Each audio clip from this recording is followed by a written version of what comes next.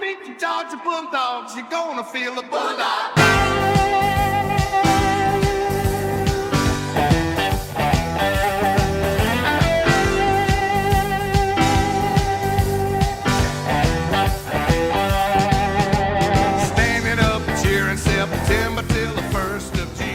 Hello, everybody, and welcome to Row 60, a Georgia football podcast. My name is Clark Gaines. Joining me today, as always, Adam Thornton. Boom! Whoa! Man, Clark. This is show number 91, and your Georgia Bulldogs reign victorious 30-15 win over the number one quote-unquote team in America, the Texas Longhorns. Man, that's sweet. Man, that's sweet. The memories just keep piling up, Clark, over the last few years. What a great night in Austin, Texas. Whether if you were there or at your house watching it with family and friends, every Georgia Bulldog had a night that you won't forget. You won't forget. October 19th, 2024.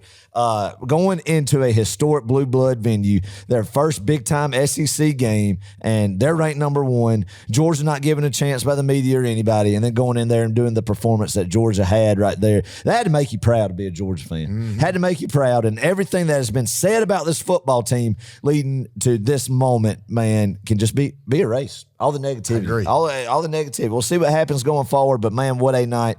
Golly, just a lot of exciting things to talk about, Clark. Oh, yeah, we have a ton on this episode, and we don't even play a game this week, mind you. Bye week this week for the Dogs. We're getting to rejuvenate. Yes. We're getting to I think we need it. We need it bad. Fans need it bad too, just like the players. I mean, listen to our throats, man. My voice tones just, it sounds like I'm in the 7th grade again, just like right in the starting where my voice is changing and whatnot, and hitting puberty or whatnot, and it's just dang, it's fluctuating because I don't know if my sore throat is coming from the coldness of the airport coming home Sunday when I just opted to wear shorts and a t-shirt, didn't know it was going to be a little frigid outside, Clark, right? Or if it was from just the screaming and the yelling and the over the top emotion that was on display in Darrell K. Royal Stadium by us, Clark, or if it's from sheetrock dust from work cutting some sheetrock and stuff. So I don't know. Maybe you just add them all together and you get a sore throat. But I'm going with all of the above, and I'm happy about it. And hey, love it. What changed the thing? What changed the thing? Sounds like you need a throat lozenge. God, I bet you would love you a throat lozenge. Gosh, I hate that word. Man, it's just a great word. Great word. I don't know what about that word. But I do need a throat lozenge. Need a throat lozenge. Yeah, we got a lot to cover on this episode. First, we're going to talk about our road trip out there. It wasn't much of a road trip necessarily. We hopped on a plane and then took a road trip down to Austin. Hopped on the bird. Yeah. We got a lot to talk about in terms of the game day atmosphere. Yes. Hint, spoiler alert, whatever. The atmosphere out there was amazing. It was. It was different, but it was amazing. It was. We've got a weekly concession stands report, shout-outs. We've got some Clark's fun facts, Georgia's offense, defense, and special teams against Texas. Some notes on this one. We got a ton. We're just scrolling, right? Let's do it. We got nothing but time and opportunity this week. You've been saying that the entire past week, and I love it. Time and opportunity to listen to this bad boy, break it down, and just have a good time. So let's do it. In week 8 games, we'll talk about those, and we'll have a pick 'em for this week and a pick 6. So once again, tons of stuff. Buckle up. Let's go. Here we go, man. All right. Let's start with this, Adam. Yes. Too many people doubted us. Are your headphones working? No, I had them on backwards. Okay. All right. I'm good now. We're good. I have my left on my right on my left. Something just fell off. But anyway, proceed. Too many people doubted us, Adam, including a lot of the Georgia Bulldog faithful. They did. A lot of fans out there were doubting the Dogs. Listen, I'll be honest, I was kind of one of them to some extent. Yeah. But did you not in the pit of your stomach feel like this kind of victory for the Dogs was possible? You did, Clark. Mm-hmm. You did. And as the week led to it, and we got there on Saturday morning, just the feeling just felt possible, right? Pocket passer quarterback, Kirby Smart's back against the wall, a team not named Alabama. Mm-hmm. It all just kind of started to feel right. Yeah. And what we got was what we love, and that is dominating defensive football, baby. Yes. Oh, my gosh. The best this defensive line of Georgia defensive front has looked since that historic 21 defensive front. I agree. I think since Georgia Clemson 2021. Yes. Single game. If you're just strictly talking a single game performance, Clark, I would agree. It was better than any of the 2022 defensive line performance. I agree. Yeah. For a single game now, again. So. And man, remember, that was the last time we were underdogs. Georgia was at Georgia Clemson game in 2021. That's right. And, you know, once again, just a great formula for winning. A lot of people doubting us, like you said, and hey, we came up victorious. We did. And Kirby's post-game interview, ESPN, my gosh almighty, inject that into our veins. Right there. I think when me and you heard that, Clark, we just wanted to run through a brick wall. That's our coach. Yeah. That's our coach. That's the coach I want. Golly, man. That kind of charisma, that kind of just passion for the school I love, the school we went to the school that you are a fan of, and for just what we love is about Kirby Smart is the passion he has for the University of Georgia, and it was all summed up in that post-game interview right there. I've watched it 700 times. I have too. You know, I'm proud of my wife, Caitlin. Yep. She said in a group text with a few other guys and girls, she's going to start listening to that speech before she goes and teaches throughout the week this week. Good. I could not be more proud of my wife. That's good. That is what gets her juiced and fired up. It should get you juiced because we all have the intent to go eat. That's true. That's what we're. That's going to be my line for now. I have the intent to eat. I have the intent to eat. We are coming here with the intent to eat. All right, as long as we're talking about that interview right quick, behind us, if you're on YouTube, you can see this. If you're just listening, we have a Darth Kirby, and the lights are turned out in DKR, and it's the post-game interview. Is that not so fitting? Does he not look like a Sith Lord about to go chop off, I don't know, Luke Skywalker's head? As a Sith Lord, like Darth Bad Vader, guy. like Darth Vader. Yeah, Okay, yeah, bad guy. Yeah, he does. He does. He looks like the whole college football world should be like, uh-oh. Yes. Everybody's doomed. Everybody's doomed. If you're on the schedule, you are doomed. Love it. Oh, man. And last thing I want to say about that interview. I said this, we're walking around DKR outside the stadium, Texas fans around us. I don't know, something just hit me when I saw that video. I said, Kirby is the Donald Trump of college football. Yeah. Is he not? Yeah. We came to that conclusion. Just being blunt, speaking what's on their mind. About Exactly. Yes. Right? That's what I was going to say. Just doesn't really care about what the haters say in that context. So I we're not going to get political here, but I'm just saying he just speaks his mind. Facts are facts. Facts are facts. Facts are facts. Well, the road trip. Man, we had a great time. We left Cannon, Georgia, right here where we're sitting outside this building. We left at 2:30 a.m. on Thursday morning, flew out of Atlanta. Friday morning. Oh, it was Friday morning. They all yes, go sorry. together, but yeah, it does. Adam, you got to ride the plane train. Tell me about the plane train. I love the plane train, man. I'm a big fan of the plane train because I enjoy the soothing tone of the woman narrator who says terminal, because I'm usually a little bit nervous when going to the airport because I just don't like all the clutter and the crowd and the getting on the plane, but I go do it for the dogs. But just Hartfield Jackson International Airport. Is that what it's called? Hartfield Jackson. Something like that. The Atlanta airport. Yeah. It's not my scene, Clark. But I embrace it. I embrace it. And it's just a lot of clutter going on. And I understand that's what you got to do to make the world go. And they do a good job of shifting planes in and out and people in and out and, keeping it safe and all the good stuff, So tip of the hat to them. But when I get on the plane train, every time I go to the airport, I'm ramped up with excitement about the destination, nerves about the process in the airport. But the plane train, now departing, or how should the gate A on the plane train? D as in Delta. Yeah, D as Delta. Or B, A. Bravo. T, A, Tango. Alpha. And always has just, when I get on the plane train, it gets the nerves calm. Gets you bit. giddy? So, yeah, it gets me excited. It kind of shifts the emotion a little bit. I like it. Big fan of the plane train. My favorite part of the airport is a plane train. I'll tell you what, folks, when I go on a trip with Adam via air, and we're walking through the terminal, right, and we're seeing all the gates and everything, my favorite thing Adam does, we'll just be, we'll be going out, to Los Angeles or Austin, Texas. Adam will just turn to me and say, let's just go to Baltimore. let's just hop on a flight to, Toronto or just somewhere else. I don't know why, but that just cracks me up. Also, what cracked me up at the airport, Adam just randomly decided to swim move a random pole in the parking garage. I forgot about that. And our patrons know exactly what I'm talking about because I posted that. Just you never know what you're going to get. That happened. Yep, oh man, we documented the mess out of this trip, and we're going to be posting some more stuff. That's good stuff. The bye week, but hey, we met lots of Georgia fans in the airport, including Miss Dana, who is Will Snipes' aunt. I truly not did meet actually. Miss Dana. She's not technically. It's actually her aunt's friend. But listen to like this. A god aunt. kind of. Yeah. I got you. But listen to this. Will's actual aunt, Kelly, she couldn't make the trip because she got sick right before they were about to take off. She just decided it wouldn't be good for her to go. So Will's dad, Mr. Brad Snipes, who is a Row 60 patron, shout out to him, he decided at the last second, I'm just going to hop on the flight and go support the Dogs. Love that. Give him a clap. That's kind of what I did actually too, but not that last minute, not that commitment to Brad, but that was good. Yeah, that was good. Get on, Mr. Brad right there for sure. We met some random South Carolina fans who were flying on our same flight. Yeah, and Adam it kind of baffled you, did it not? It did baffle me. But then we put 2 and 2 together. We realized they were going to the Oklahoma game. Yeah, they were driving up from Dallas. Yeah, so I mean, we talked with them, and there's something about, especially with a fan base like Carolina. Like if this was 2012, 2013, this encounter, I probably wouldn't have been as nice. Yeah, cordial. As cordial because of the history in the Georgia-South Carolina series at that point in time.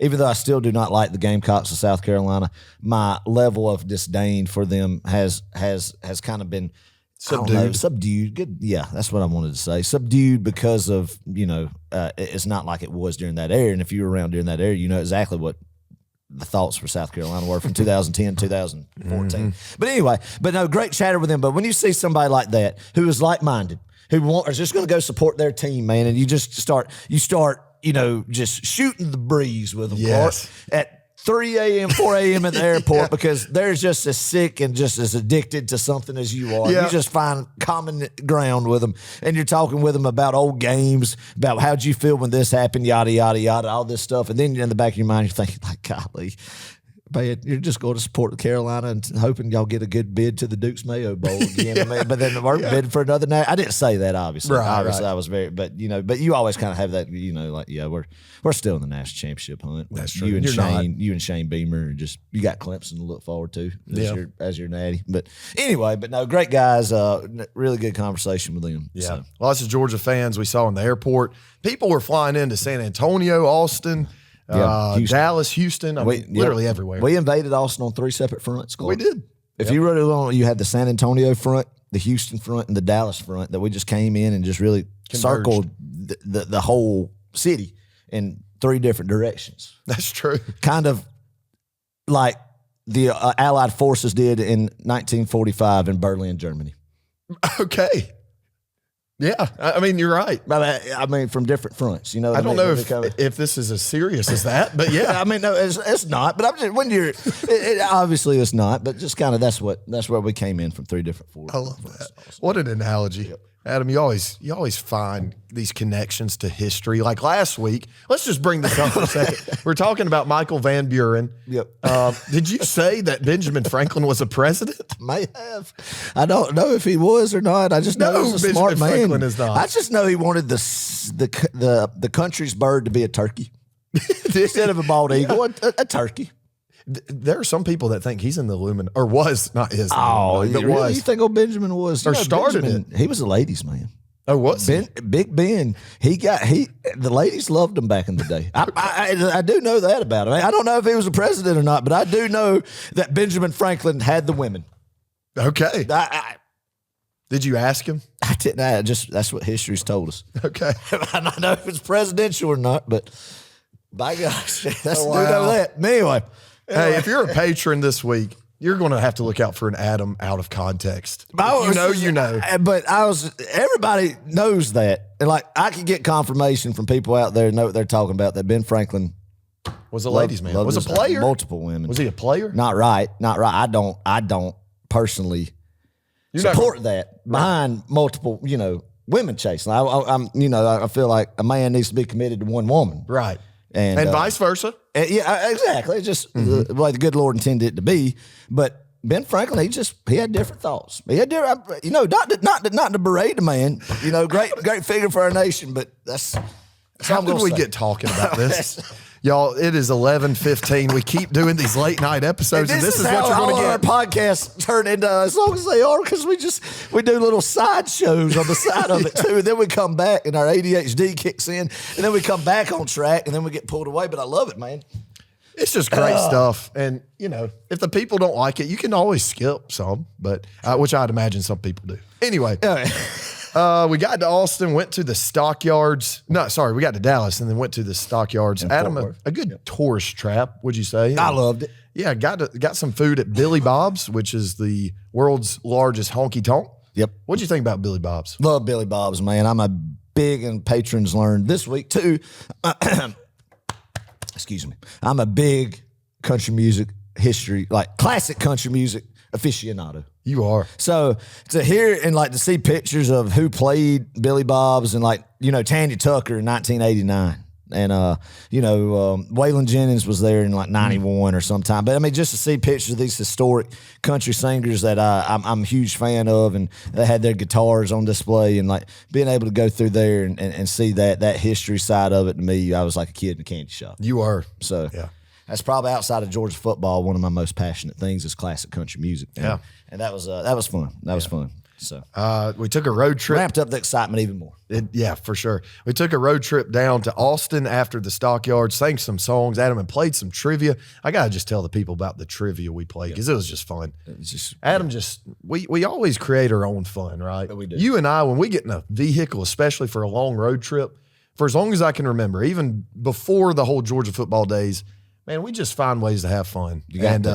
One game we played on the road down to Austin was we just went around the car and we tried to name a different city in Texas for each person. Yep. And if you stumbled and you repeated, you were eliminated. Yeah, exactly. I got eliminated very quick. But did you win or did Sam? I think we kind of had a draw. Okay. We kind of had a draw and everything that we just kind of, but yeah, it was good. It was good. Yeah. It was tougher than you think. For sure. Let's see. Also, when we got to Austin, we stayed with some other Franklin County dogs. Shout out them, the Burtons, Alan and Jennifer Burton, and Kelly and Ashley Finger. And a VRBO, it was awesome. Great. I just love when Bulldogs pull together and just go out on the road trip together. It's so much fun, man. It is fun. Yeah. It is fun. And shout out also to Alan Burton, because he is the one, I think, who actually talked you into going to this trip. There was a little bit of hesitation, Adam, and I understand you got some circumstances, and you got a 2-year-old at home. Yeah, a little bit of hesitation on that in the sense. So we had our flights booked for a while, but I wasn't thinking until Monday. And then Alan sent a text on Saturday night or Sunday, and I was thinking, we need to go. But then my wife Kelsey Monday was like, we need to get in and see. You don't need to twist my arm. I was just waiting that confirmation for you. That's all I need to hear. So boom, so we said we're going to continue to go with it, but and thankfully we were able to make it, man. I would have hated missing this one. Yeah. And then when we got to Austin, we had a great time there that Friday night right before the game. Cut a rug at the Broken Spoke. Yeah. That was the coolest honky-tonk dance hall, whatever you want to call it, I've ever seen. An old dance hall, again, to some tradition. I think it opened in the early 60s. 1964. Yeah, we got some grub there. We ate and did some Texas two-stepping. Yeah. And, I think that everybody in the state of Texas comes out of the womb learning how to two-step. Do they? Yeah, they do. Like we come out of the womb learning to bark. Yes, then they come out of the womb learning how to do the two-step dance. So I cannot two-step. No, I cannot. I cannot two-step. I can't either. I don't know what I'm talking about. I was struggling. Me and Kelsey were trying to do it, and you have all these Texas men in their cowboy hats and just twirling their women around the dance floor. And I'm sitting there trying to find a beat. I know the songs. I've heard all these songs my whole life, but I don't know how to two-step to them. We didn't learn that in Georgia. Maybe somebody, but we didn't. So oh man, yeah. Wow, what a time we had there, and got back late. We did a little midnight swim. We did. It was freezing cold. It was. But man, what a great time, even before the game. And then it was. So let's talk about Saturday. I know this is kind of a long-winded episode, and we just want to reminisce. We do love reminiscing, and maybe you enjoy this. And if not, once again, go ahead and skip ahead if you want to. But the game day atmosphere was very unique. You turned to me as we were kind of parked and we started walking to the stadium. You said it really doesn't feel like an SEC environment. Right. And I think you're exactly right. It just seemed like sort of a Midwest, which it literally is, obviously. But it didn't feel like, I don't know, an Auburn environment or Tennessee or even in Alabama. LSU. It's different. It's different. It's different how each part of the country has their own culture with their own traditions. And then the ones in the Southeast are very similar to each other. The ones road trips to stadiums we frequented a lot growing up and through the years, always felt as far as the the scene, kind of the tailgate scene, everything kind of the same type deal. But this was just a different feel. Not that there was anything wrong with it, with how outside the stadium, they had big TVs playing other games. They had a Ferris wheel. They did, yeah. They had a Ferris wheel and some. I think there's even some. No, there was a game where you could win a stuffed animal by shooting a water gun. There was a fair. It was really a festival. Mm-hmm. Yeah, it was a fair. The pageantry was there. They rolled it. I don't know if that's every Saturday they do that, obviously, or if they just rolled that out because the Georgia Bulldogs were coming to town. Either way, it was awesome. Are we bringing out skee ball to attract more people because the Dogs are in town? I mean, that's what. But either way, people were living and loving and having a good time. Children were out there having a good time, eating cotton candy, riding the Ferris wheel, and the Ferris wheel did not look safe and sturdy. It looked like it could fall off at any point in time. A little bit rusty. I think I've talked about this podcast how I feel about a Ferris wheel, Ferris wheels, and really just amusement parks and carnivals that are on the move. On wheels, yeah. And some of the people who are, checking the mark on those rides as far as the construction and tearing them down and everything that, You just never know what you're going to get out there. Right. Yeah, but Adam, I agree with you. The whole perimeter was just surrounded with TVs. They had all these corporate tents handing out free samples. There was, like you said, there were carnival games. There was Bevo. There was a blow-up inflatable Bevo that was like 30 feet tall. It was really cool, actually. Just a lot of pageantry. And like you said, I don't know if they do that for every game.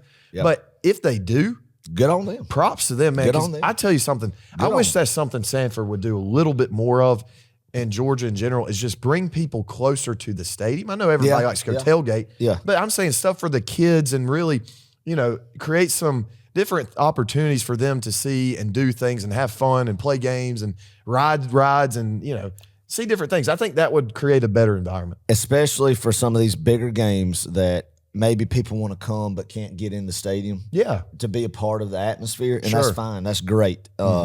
And that would just add to that level of being able to go, be a part of it, even though you're not going to go into the stadium, but, just adds more of an attraction to just go be in the scene, get a feel and be a part of the atmosphere. Yeah. The fans, in my opinion, before the game at least, were very nice, very welcoming. I can't tell you how many times they said, "Hey, welcome to Austin. Hope y'all have a great time, yada, yada." Was that your experience too? I mean, at least before the game. Before the game, yeah, absolutely, man. I had some good conversation with them, and it was a pretty outside the stadium. Their student center was very nice architecture, and you could tell there's a lot of money in the university and in that town. Of course, we've known that and got to see it firsthand for sure Saturday. So that was my pregame experience. One of the nicest college stadiums I've ever been to, second only to Notre Dame's. Theirs is incredible. It's just pretty and historic. This one is just really cool. There's a lot of bells and whistles to it. Just true. Just amazing. And let's talk about kind of inside the stadium when the game started. I've heard other stadiums louder. Yeah. I still, to this day, think 2012 Williams-Brice is the loudest stadium I've ever been to, and 100%. I think you would agree. But this one, it got rowdy. I absolutely loved the Hell's Bells AC/DC intro that they have. Yeah. I got goosebumps. Oh, I love it, man. I love it. I did too. I mean, I'm a big AC/DC fan. And as far as that kind of gets you just in an environment like that, used to me, that was good. And they had a long walk from the locker room to, they showed a video, Texas team coming in to get the crowd fired up. Great in-game ops, Clark. Yes. You got to give it to them, man. What was your favorite I like part? the game day host too. Okay, so you like the kind of was MC? Yeah, with the microphone. I do. If it's done right now, that's a fine line. It could be either the cringiest thing you could do, or it could really add to the moment and help transition some awkward stages and in-game experiences. Sure. So I'll be honest with you, that's a high risk situation if you're going to go that route, because it could either fail miserably. There's no in between with it. High risk, high reward. High risk, high reward. Exactly right. So.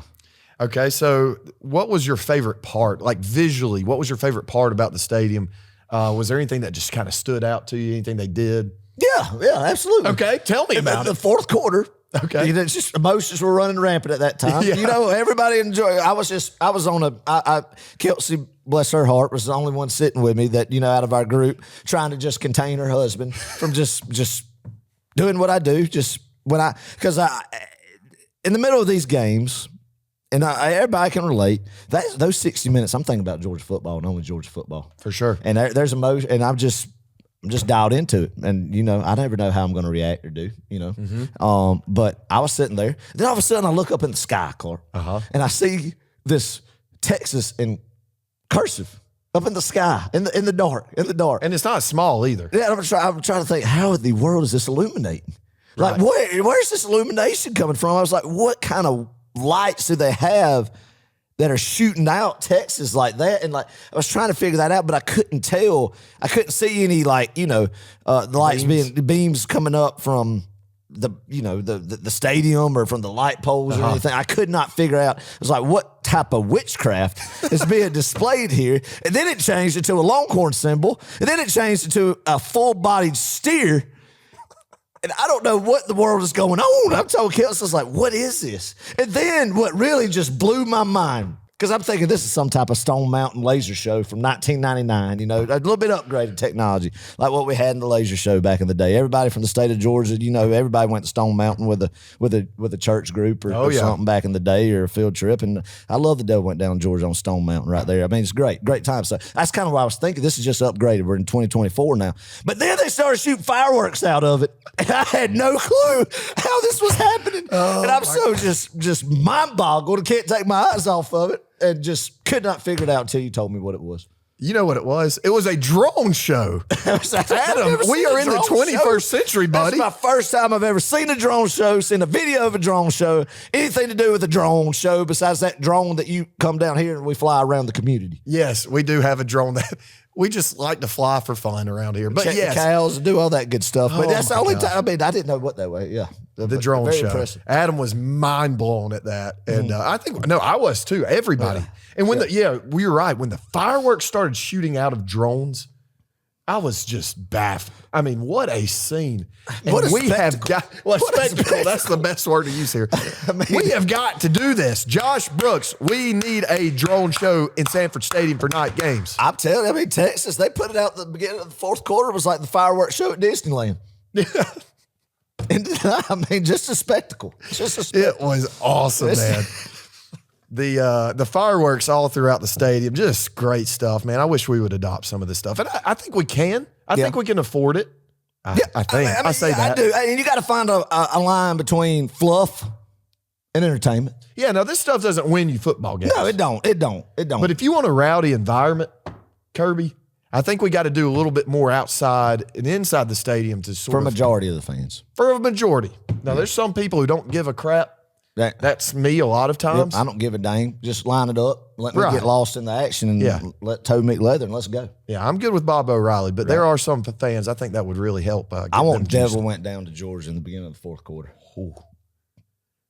Yeah, that would be wild. And just erupt with the fiddle solo. Yes. Man. That'd be our sing-along song. Adam, we are 30-ish minutes into the show, and we're not even to Clark's fun fact. We're not even to the concession stand report. Man. We might have to post this in 2 halves. Yeah, maybe. All right, weekly concession stands report. All right, hit that jingle, baby. All right, let's talk about this because I do want to fit this in somehow. It does need to be implemented into the. You know what I'm about to say, right? Yeah, absolutely. Let's talk about Terry Black's barbecue. Terry Black's a rich man. He must be. Got to be. What a restaurant. What a place. What an opportunity. Yeah, it was good. So we go to this place, Terry Black's in Austin. I think they have a couple scattered across the state. They serve some great barbecue. I would venture to say it's probably some of the best I've ever had. I like Rendezvous in Memphis. I know that's a different kind of style. Texas barbecue is definitely different. A different twang to it. But, man, there was a line a mile long when we got there. And I was thinking, oh, crap, we're going to sit here for 3 hours and barely make it to game time. No.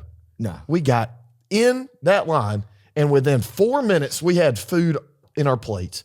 But tell us about the process, Adam. I want you to kind of walk us through when we got into the line to when we sat down, because it was a whirlwind, people. Yeah. I mean, I built a smoker and have kind of tried to get into the smoking game a little bit. So I was excited to try Texas brisket, right, sure. Clark? So I'm fired up for this.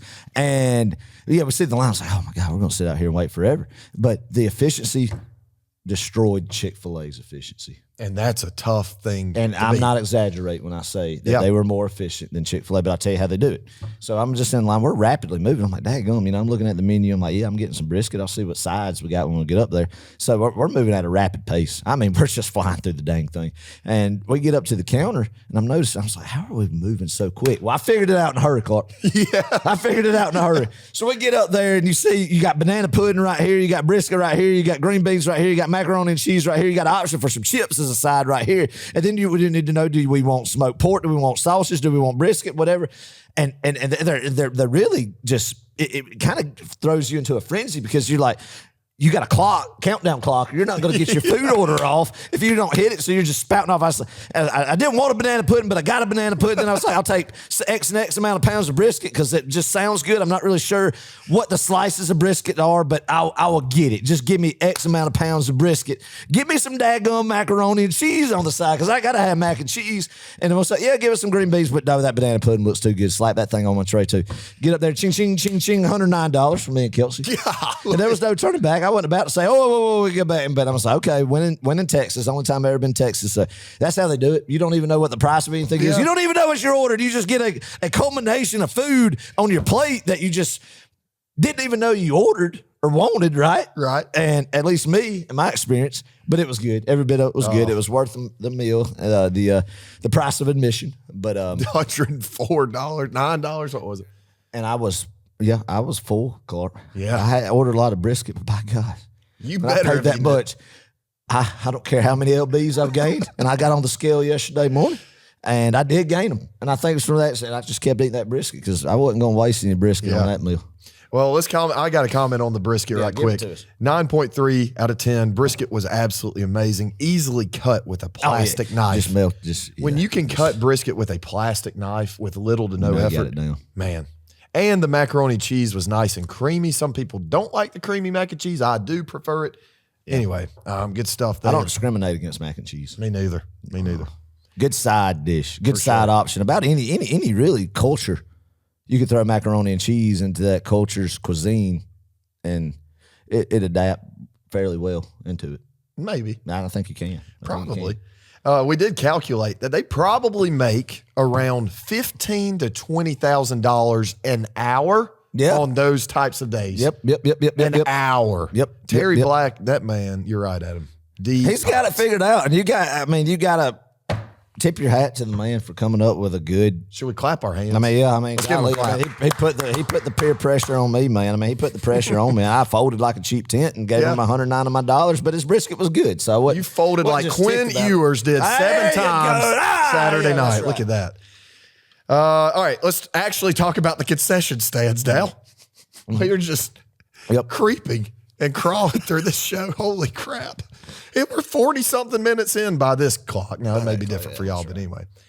The best concession stands in the nation for a college venue goes, in my opinion, to the Texas Longhorns Stadium, DKR. Yeah. It was unbelievable. It was amazing, Clark. The grab-and-go setup. Yeah. Even more efficient than our grab-and-go setup. Well, they have so many different ones. Yes, that's right. That's right. You're not just – that's right. You've got a pizza station here. You've got a wings station here. You got a Chick-fil-A here. Folks out and about. Right. You have space to distribute folks out and about, and you're not bottlenecking people into clutter, right? Yes. So that's what I appreciate about that. And, you just go grab your drink, grab your thing, and you go do your self-checkout thing, and then boom. It's done, man. And like I said, lots of different options.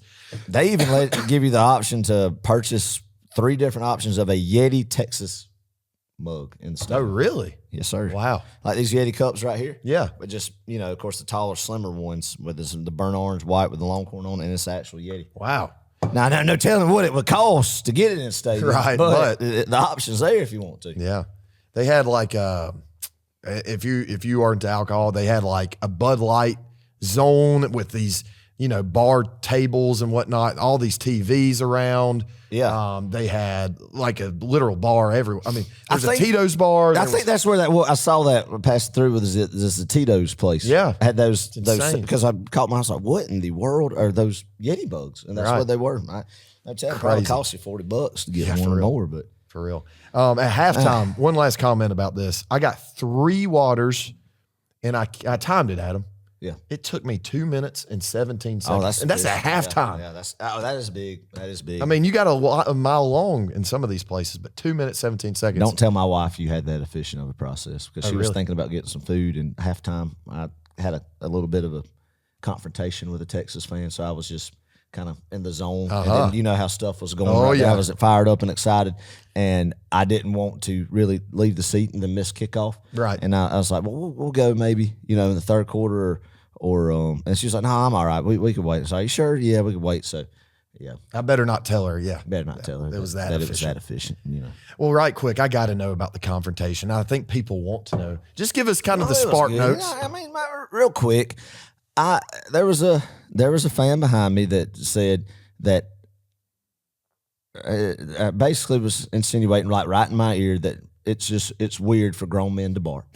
And fine, maybe Fair. so, whatever. I don't care. But said it in my ear. I shouldn't have. I took the bait. It was bait. Yeah. It was bait. So I turned around and I raised my sleeve like this. That's how you know Adam's That's how I ready raised to my go. sleeve like that. Not for it's just I don't know why. Just pull. My Not shirt like up. you're about to show Not him I'm flex about muscle, to. but I just ready beat to your do tail. that. No, nothing like that. And I didn't say anything out of line because that's not why I don't want to be one of those fans. But I Right. did get a little anime. Was like, look, hey, we ain't Baylor fans. This ain't Baylor, Texas Tech rolling in here anymore. You're in the Southeastern Conference now, and I know maybe football's big in Texas. High school football is, but when you're talking about college football, it's a little bit different in the Southeast. That's here. it. We Yes, sir. invest a little bit more. It means a little bit more to us. So I'm sorry. I'm passionate, and you're gonna hear it. Yeah.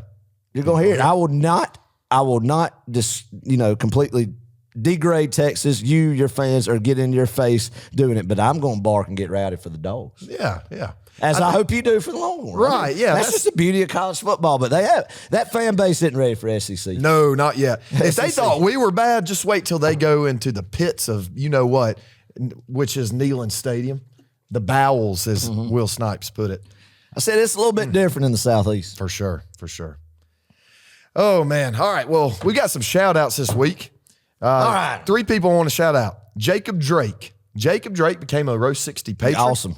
This week, he played football with me at Franklin County, Awesome. actually. All right. And we had a secret handshake, and I don't exactly remember how it goes. Oh, like Jamar Chase and Justin Jefferson. Not that impressive, but yeah, it's something along those lines. But good. thank you, Jacob, for joining. Also joining us is Jonathan Pitts. He's from Gumlog, Georgia. Oh, nice. Yes, Jonathan Pitts. An FC Went guy. to school with him too. Did you really? I did. Well, I went to school with this next one too, Madison Williams. She's, I think, about 3 years younger than me or so, but she played basketball at Franklin County. And so 3 Franklin County people joining the Patreon community.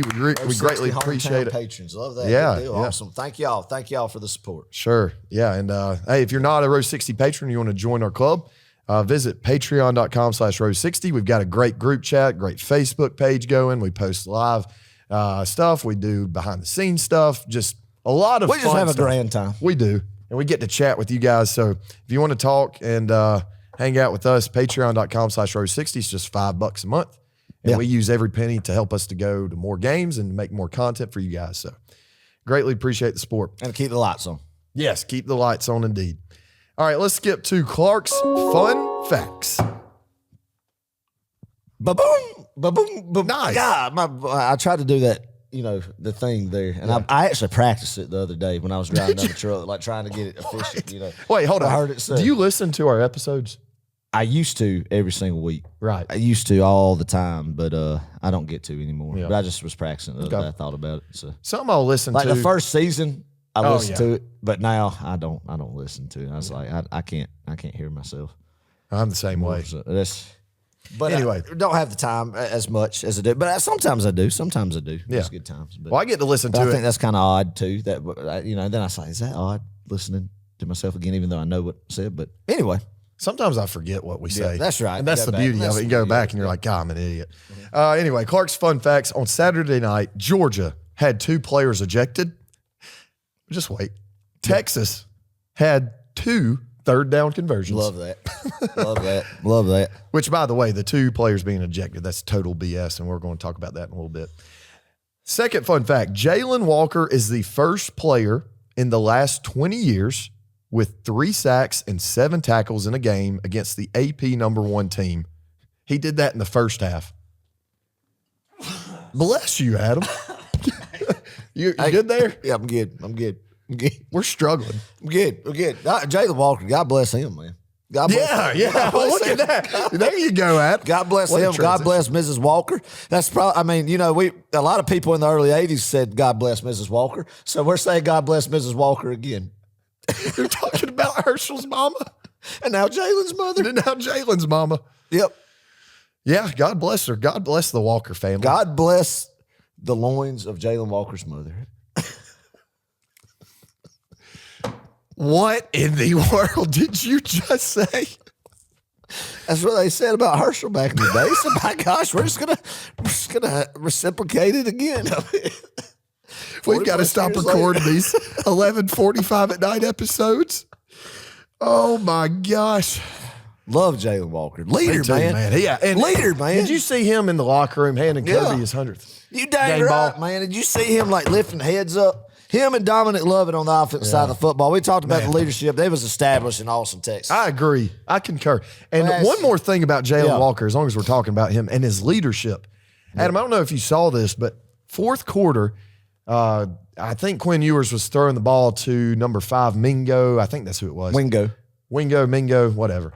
And Julian Humphrey was covering it him. might have been Wing. I don't know. But yeah, Julian. Julian made a great pass breakup. He did one. And he did the buckle and drew the heart and all this, that, and the other. Yeah. And Jalen Walker points to him. Now, mind you, we're up 15 with games decided at this point. I mean, there's only like a minute, 43 seconds, something like that. The game's already decided. Jalen points at him and says, "Get back." Let's go. Yeah. It's kind of like, come on. Yeah. Cut it out. Like, let's get focused. We still got a game to play.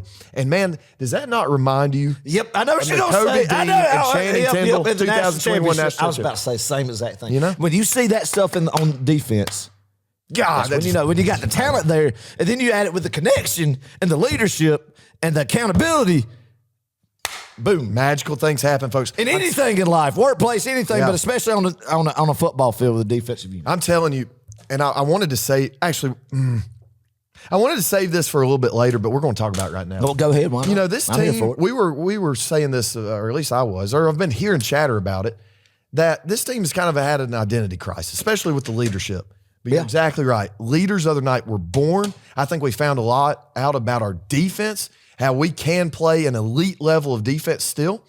Offensively, we're going to get to all this, but still finding its way. But I think Saturday night told us a lot about our football team. Dang right, man.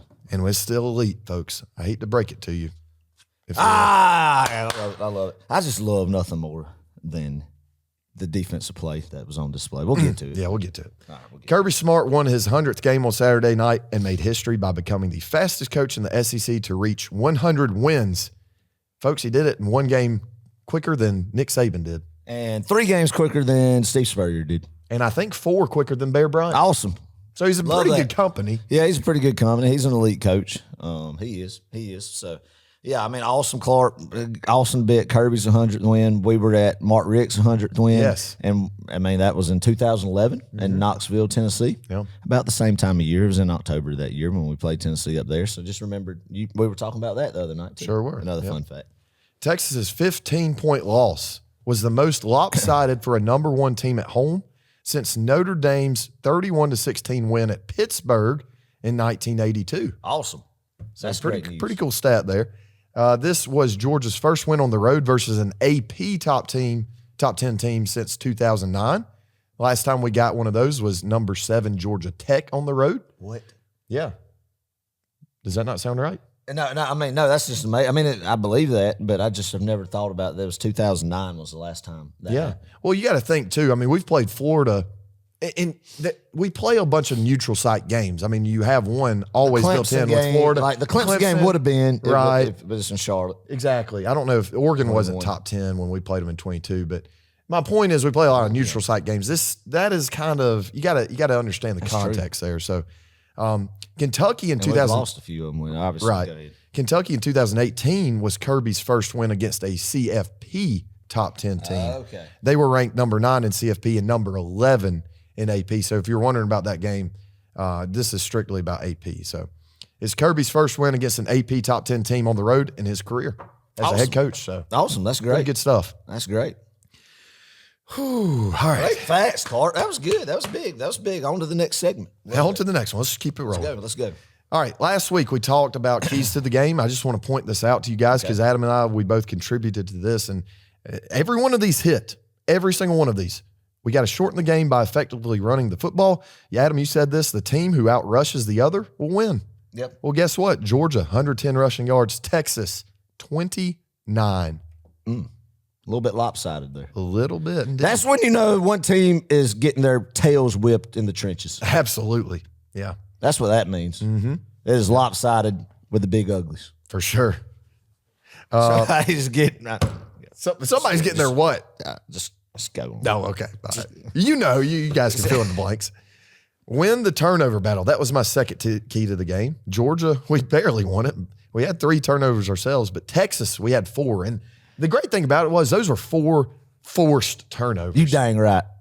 I mean, we forced those. It just wasn't an old ball carrier running an open field and decides just to drop the football. It wasn't a tip pass, magical play. No, it wasn't. But Clark, we talked about this. If you would have said, now, obviously, and you answered correctly by saying, well, you got to tell me what Texas's turnovers were. But if you would have just said this Georgia offense will turn the ball over 3 times Saturday night in Del Royal Stadium of the Lights, do you think Georgia would win the football game? No. No. Yeah, Crazy. I mean, Crazy. You create havoc, and I think the defense won us this game pretty much. So, and then get off the field on third downs defensively. We did that. I mentioned this kind of earlier. 2 and 15. Texas went on third downs. They only converted 2 out of 15 on third downs, and then went on fourth downs. They went 1 and 5. So that's getting off the field. That's creating havoc. That's doing what you're supposed to do on defense. You know, making the right reads and just playing good defensive football. So that's right. Gotta love it. That's right. Gotta love it indeed. All right. Georgia's offense versus Texas defense. This is when we get into meat and potatoes right here, folks. Meat and potatoes section. Carson, let's talk about him. Let's start with him. Let's talk about it. Carson went 23 for 41, 175 pass yards, 3 picks. Yeah. I mean, Adam, knee-jerk reaction, I think, for a lot of folks was, bad game. What would you say? Not his best game. He would say that, but I wouldn't say bad game because when the lights were on him the brightest in the clutchest moment, after all the debacle we'll get to, the trash on the field, after the interception he did throw and whatever that play was that Texas scored off of, it's 23-15, Clark. You were deep in your own territory. That place is at its peak of just loud, fan. And I'm going to do a twofer here. Okay. 3rd and 10. If you're staring down the barrel of as good as daggone Brett Thorson is of Texas having some dang good field possession to go in a 1 possession game and tied up if you don't convert here. He cool as can be, throws a curl route to a good ball to Arian Smith. Yep. Again, another one. There's my twofer section who makes a catch on that and gets upfield and goes. And then, obviously, the trick play, the flea flicker type that Oscar did up down the field, and you march down the field and you lead that team down the field after that moment where you could have just folded after all the mistakes and it got into your head, and you make it 30-15 right there and how well your defense is playing. You come out and you answer like that. Yeah. To me, Clark, when you do that in those moments, even though, you want to clean up some stuff that had happened and some of the stuff that led to that moment happening was, some bad decisions, bad throws and stuff. But when you do that, I can't say, oh, you played a god-awful football game. I'm with you, Adam. Look, and we can disagree, folks. If you don't agree with this, that's fine. I'm going to stand firm that Carson Beck is still a really good quarterback. Now, has he played elite at times? I don't think he would say that, no.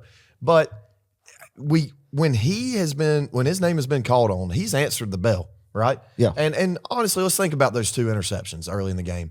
One, it was a bad throw. I'm not excusing that. And he made a poor decision. He didn't see the linebacker. The linebacker crept up and got under the I think it was like a dig route or something and picked it off.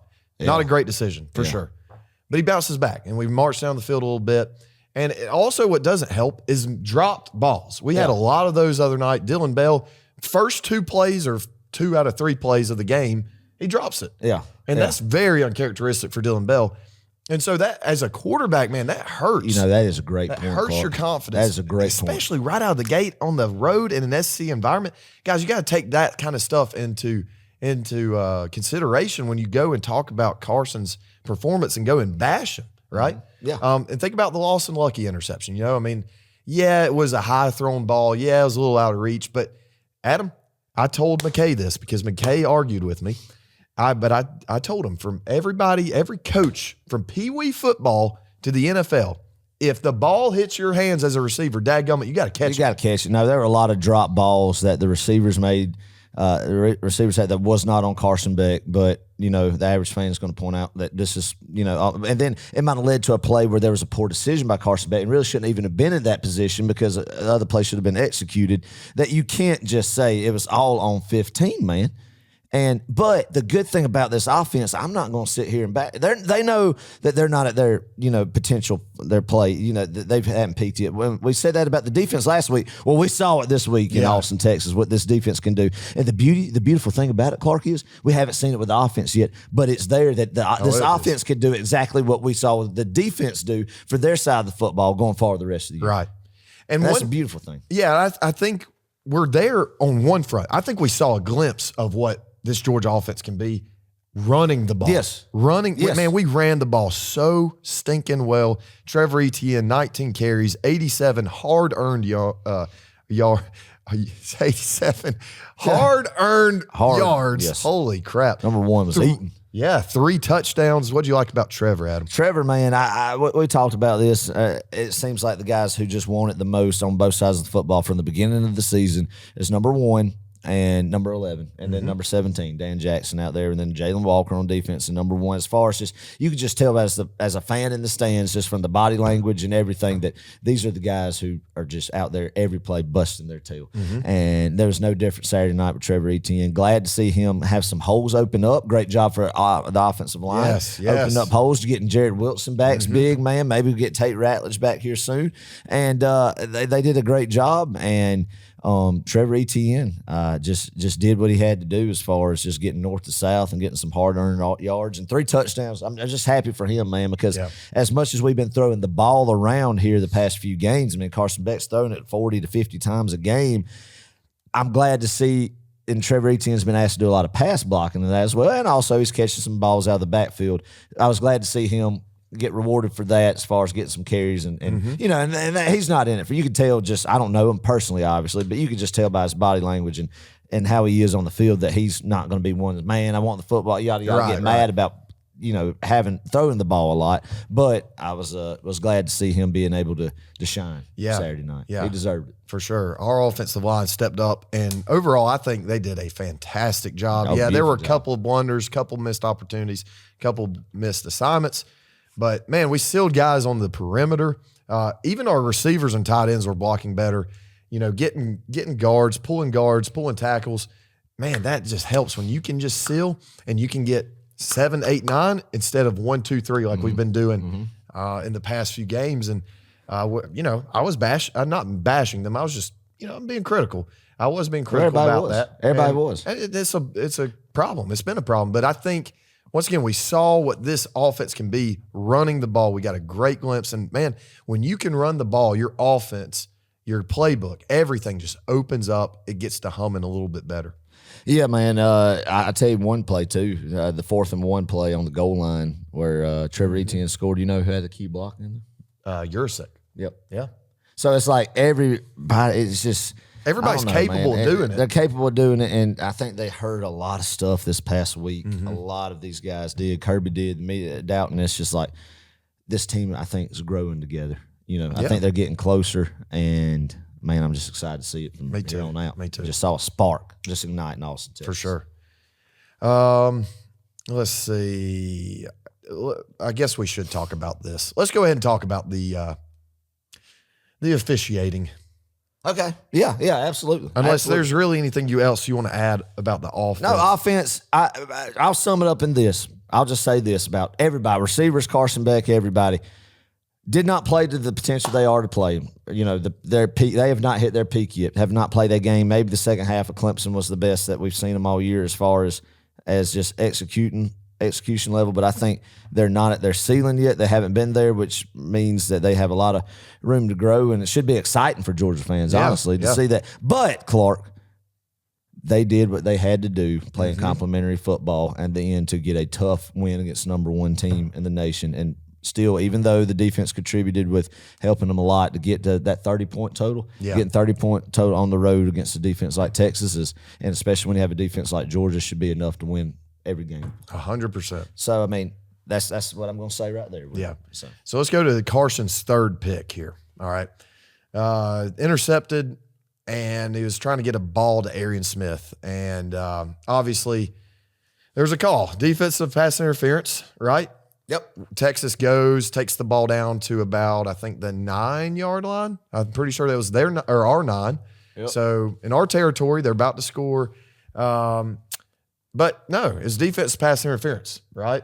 Yeah, I was telling him. We're telling. Come on back. I was pointing. I was saying it's flag. Thank God, there's a flag. With the come on. Yeah, I was still kidding. It's all right. We're good. It's pass interference because I said it right when it happened. Right. From where it looked like it was pass interference, and Well, I thought it was an offensive pass interference, and I was like, oh crap, I mean, not only did we get, because Arian Smith, I mean, both of them were kind of making contact with each other. In that situation, if I'm a ref, I'm just, no call, whatever, right? Yeah. But defensive pass interference called.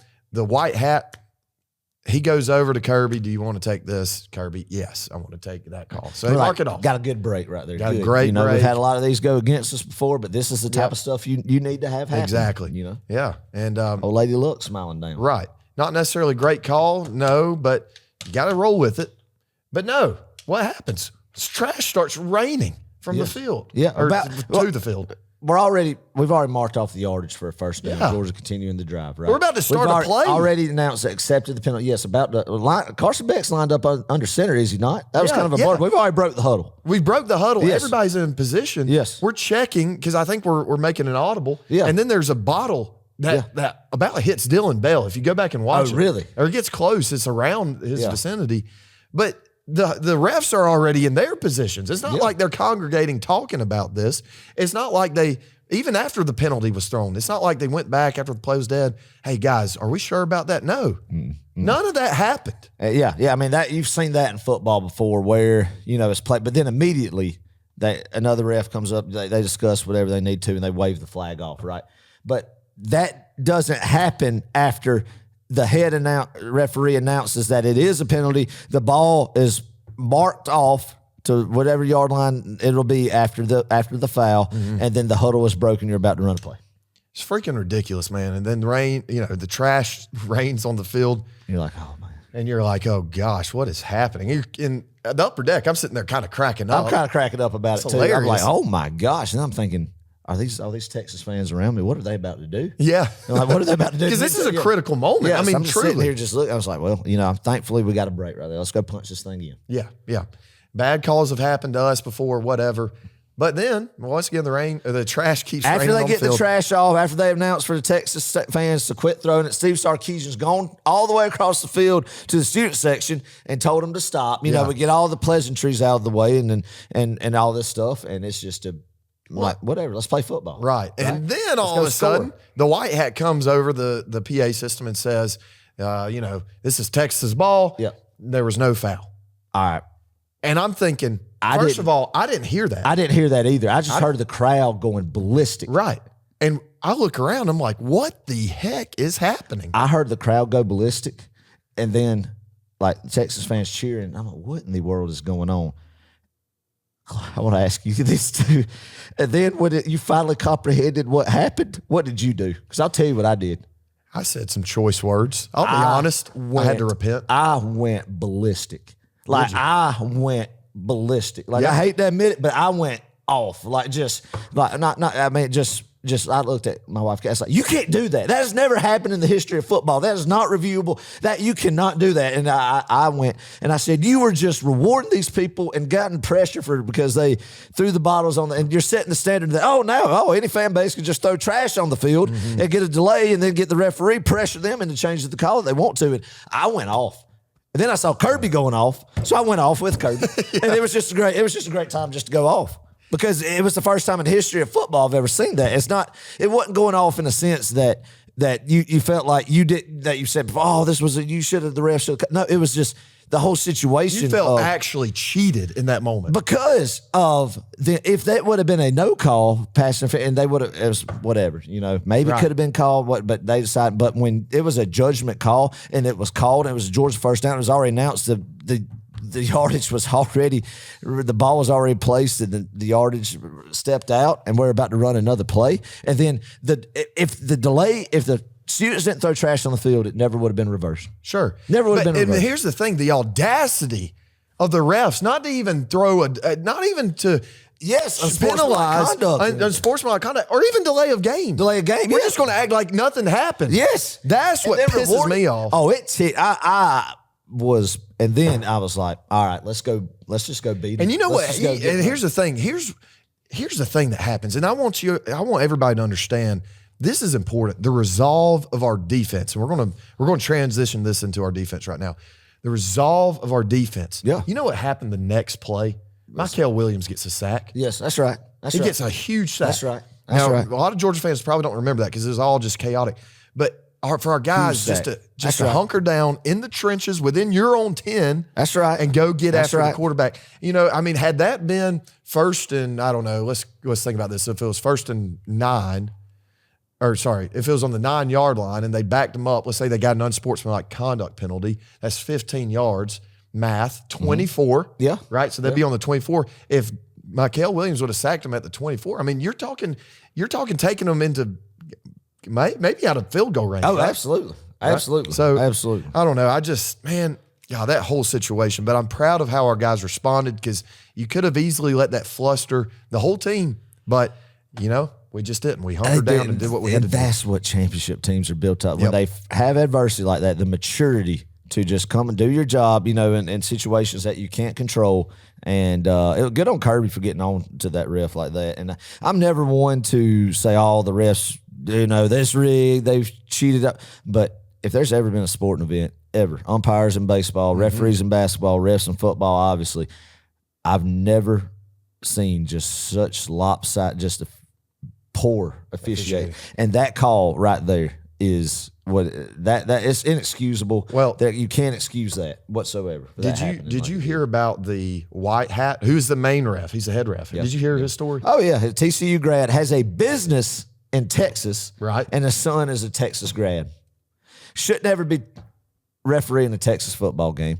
First off, maybe a problem with officiating is that they should be able, that it should just be, they should have a pay enough, and I don't know what they get paid, but it should be a full-time salary that's their only job, and then maybe you get a better quality referee, And I think other conferences do that. Yeah. For the SEC, we're talking about the SEC. We don't have the money. Yeah, this ridiculous. It's ridiculous. So that even being of course there's bias there. 100%. And I hate being that fan, but when there's smoke, there's fire. And that's 100% what it was. And you go into each replay, like the Trevor Etienne, the goal line where he finally scored on 4th down.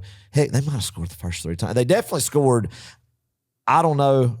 I was just sitting there, and I was just so mind blown at this point in time with the 3rd down with Etienne. You could clearly see his knee was still up and the ball was broke the plane. Oh yeah. And then you say it's, and then even his late in the game, the 3rd down run. Right. I felt like. And then the targeting calls, man. Let's talk about this. Dan Jackson and Jonel Aguero. What are you supposed to do? Just hug them and let them run over you? I'm telling you. What the heck was that, man? That is just mind-blowing to me. A targeting call should be called when a receiver is going on a slant across the middle and a middle linebacker. Well, basically what Greg Blue used to do back in the day, where they launch. They leave their feet head first at a defenseless receiver who's coming across the middle and just obliterate them, come under their chin, just and launch, like feet off the ground, move that. But what Dan Jackson did, he's kind of getting low in his head in position, and then you could tell he never changes position. The receiver drops his head, and there's where it becomes helmet to helmet contact, and there should be something done about that. I agree. Sense of that if Dan Jackson didn't change position the whole entire time, the receiver lowers his helmet head to head contact. Yeah. It should negate it. If anything, targeting should have been called on both of those guys. Yes, and negate it. And daggum Jonell Guaro's was just a dang football hit right there. I don't know, man. It's just I don't ridiculous. know. It's crazy. It's going to be interesting. They are going to be able to review them this week in the SEC office and see if it gets turned around. I doubt after the post-game comments by Kirby, which needed to be said, and I agree that we'll get much help from the officiating office and the head. But I'm telling you, it was bad enough, Clark. The officiating, it was so bad that you get the president of the University of Georgia, Jerry Moorhead, to need to have a conversation with Greg Sankey and Josh Brooks. Now, Greg, let me just tell you, at this fine institution, we are going to we're going to win football games, Greg, and we're going to do it the right way. We're not going to cheat about it. And I'm not quite. I don't appreciate how this has just been going on. These refs, and we're going to get this fixed. That's my best Jerry Moorhead. That was good. That's probably what he said. So for Dr. Jerry Moorhead to get involved in this. You know it's bad. You know it's bad. It was bad. It was bad. Well, and it's not even just him. It's not even Josh Brooks. It's not even just the Georgia people. Yes. It's nationwide. It's Alabama fans. It's rivals of Georgia fans saying this. You know, right. And I don't know if it truly was that much. It's a problem either way. It's a problem if there was that much bias. And yes, even though I hate to be this way, rigged. Or maybe even worse, if they're that incompetent of referees that are out there calling this pivotal of a football game. Yeah. What are we doing? Either way, it was bad, man. It was bad. I'm glad Georgia won. In hindsight, I'm glad that call was reversed and it happened like it did, where Texas don't have an excuse. Where you don't have to hear that stuff. Without say, man, if they would have, if they wouldn't call that pass interference, that boy, he took it down inside the 10. We would have scored there, stopped him the next time, came back and won that football game. Now they can't say that. They got their way on that. Yeah. And yes, they scored lost. right then. We gifted after them a touchdown right then, but then they got stoned after that. They got all the momentum in the world at home, number one team in the nation, all the momentum back at home, but nah. What's Georgia do, man? Just they punches play them right grown back man in the football, mouth. punches them right back, gets up, punches them right back in the mouth. God, man. that doesn't, man. That don't get you fired up as a telling Georgia you. fan. If that's not what it's all about right there as a fan, that game from kickoff to end, then you need, I don't know.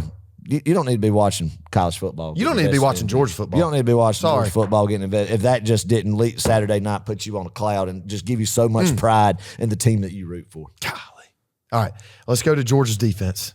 Because there's a lot to we say hadn't about even this talked thing. about Georgia's defense. Hey, we're going keep to rolling. take this. It is Tuesday now, 12:08 Okay, all right, a.m. Good. We're battle tested, baby. We've been doing this.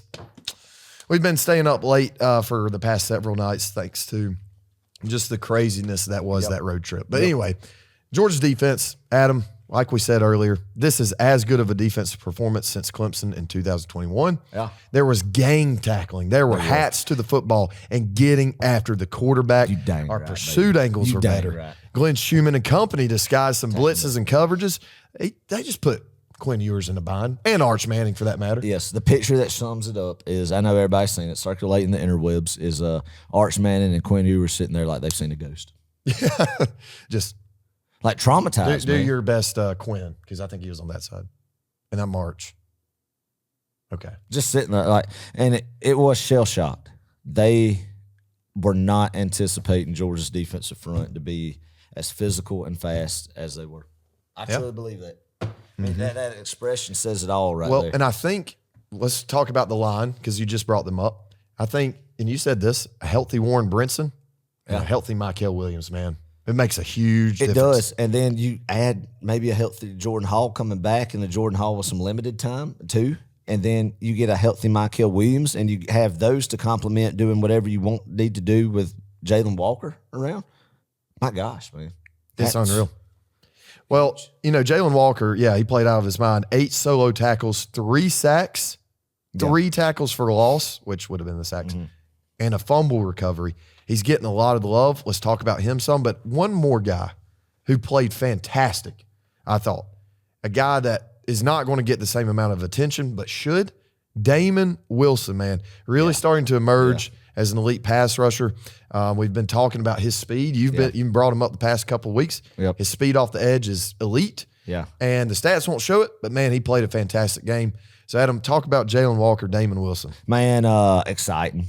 That's what we've wanted to see is dogs like that at the outside linebacker. And I know Jalen Walker will play some inside linebacker as well, but that speed off the edge, man, somebody who just go get after the quarterback and cause havoc. As a fan of football, and we were talking about this, I'd rather see somebody get around the edge and blindside a quarterback and the ball pop loose. And the jubilance I have and the excitement I have when I see that quarterback just get blindsided and the ball pop out, it's a feeling like none other. Like it is a feeling that just, I'd rather see that than a 70-yard touchdown pass. I'm with you.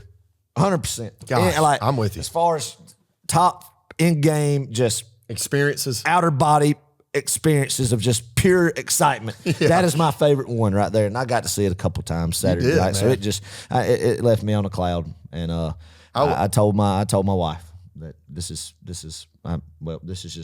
good stuff. This is better than several other things. So it was. I want to know what you actually said to her after the show. But I was having a good time, man, seeing that. But these guys, man, it was so good to see that. We haven't seen a lot of havoc created here lately, but man, it was all there as far as quarterback hurries, sacks, turnovers, forced turnovers. Man, that was Georgia football. That's a Kirby Smart defense right there. So good on those guys, man. I can't wait to see if this is right now that they've found it and what they do the rest of the year. Yeah. One thing that we've been harping on, all Georgia fans for the past, I'd say 7-8 weeks. Excuse me, I burped a little bit. Yeah, you'll have that. Missed tackles were not an issue. No. And we were questioning, hey, is this ever going to get fixed? Is this just kind of Georgia's defense's identity? No, it's not. We kind of knew that. That's right. And we put it on display, man. There were not missed tackles. In fact, I think we tackled. This is the best tackling we've ever done this season, I should say. Yep. Just fantastic all around. We got home on the blitzes, man. We sent a lot of heat, and that's what you got to do. Adam, you said that this past episode. You just got to go after these kind of quarterbacks who stand in the pocket traditionally, your pocket passing quarterbacks. You got to bring heat because we got the dudes in the secondary. When you can get home and you can ruffle some feathers in the backfield, who can cover these guys on the perimeter. We got elite athletes there. It's just a matter if you're going to send extra guys, you got to get home, and that's exactly what we did. Man, that's what you got to do. And then in the case that they do, the quarterback does break containment and gets a big explosive on it every now and then. I think the reward for doing that is greater than that risk of having that happen a couple times, man. With the quarterback like Ewers or Manning that was in there, and I just love the fact that when Arch Manning came in after Mr. Everything Quinn Ewers just had a terrible game, like deer in headlights. So now the savior of Texas football, the Manning, obviously, no other explanation needed. Texas fans all fired up, Clark. Oh, they went crazy. And I said it was going to end one of two ways. It was going to be either Georgia's defense was going to do what they did do, or it was going to be a Tua Tagovailoa 2017 National Championship Part 2. Yeah. And it ended up that Arch Manning saw the same deer. Same ghost. Yep. Yeah. I mean, same deer. He had a deer in the headlights. He saw the same car. He was the deer who saw the same car coming down the road.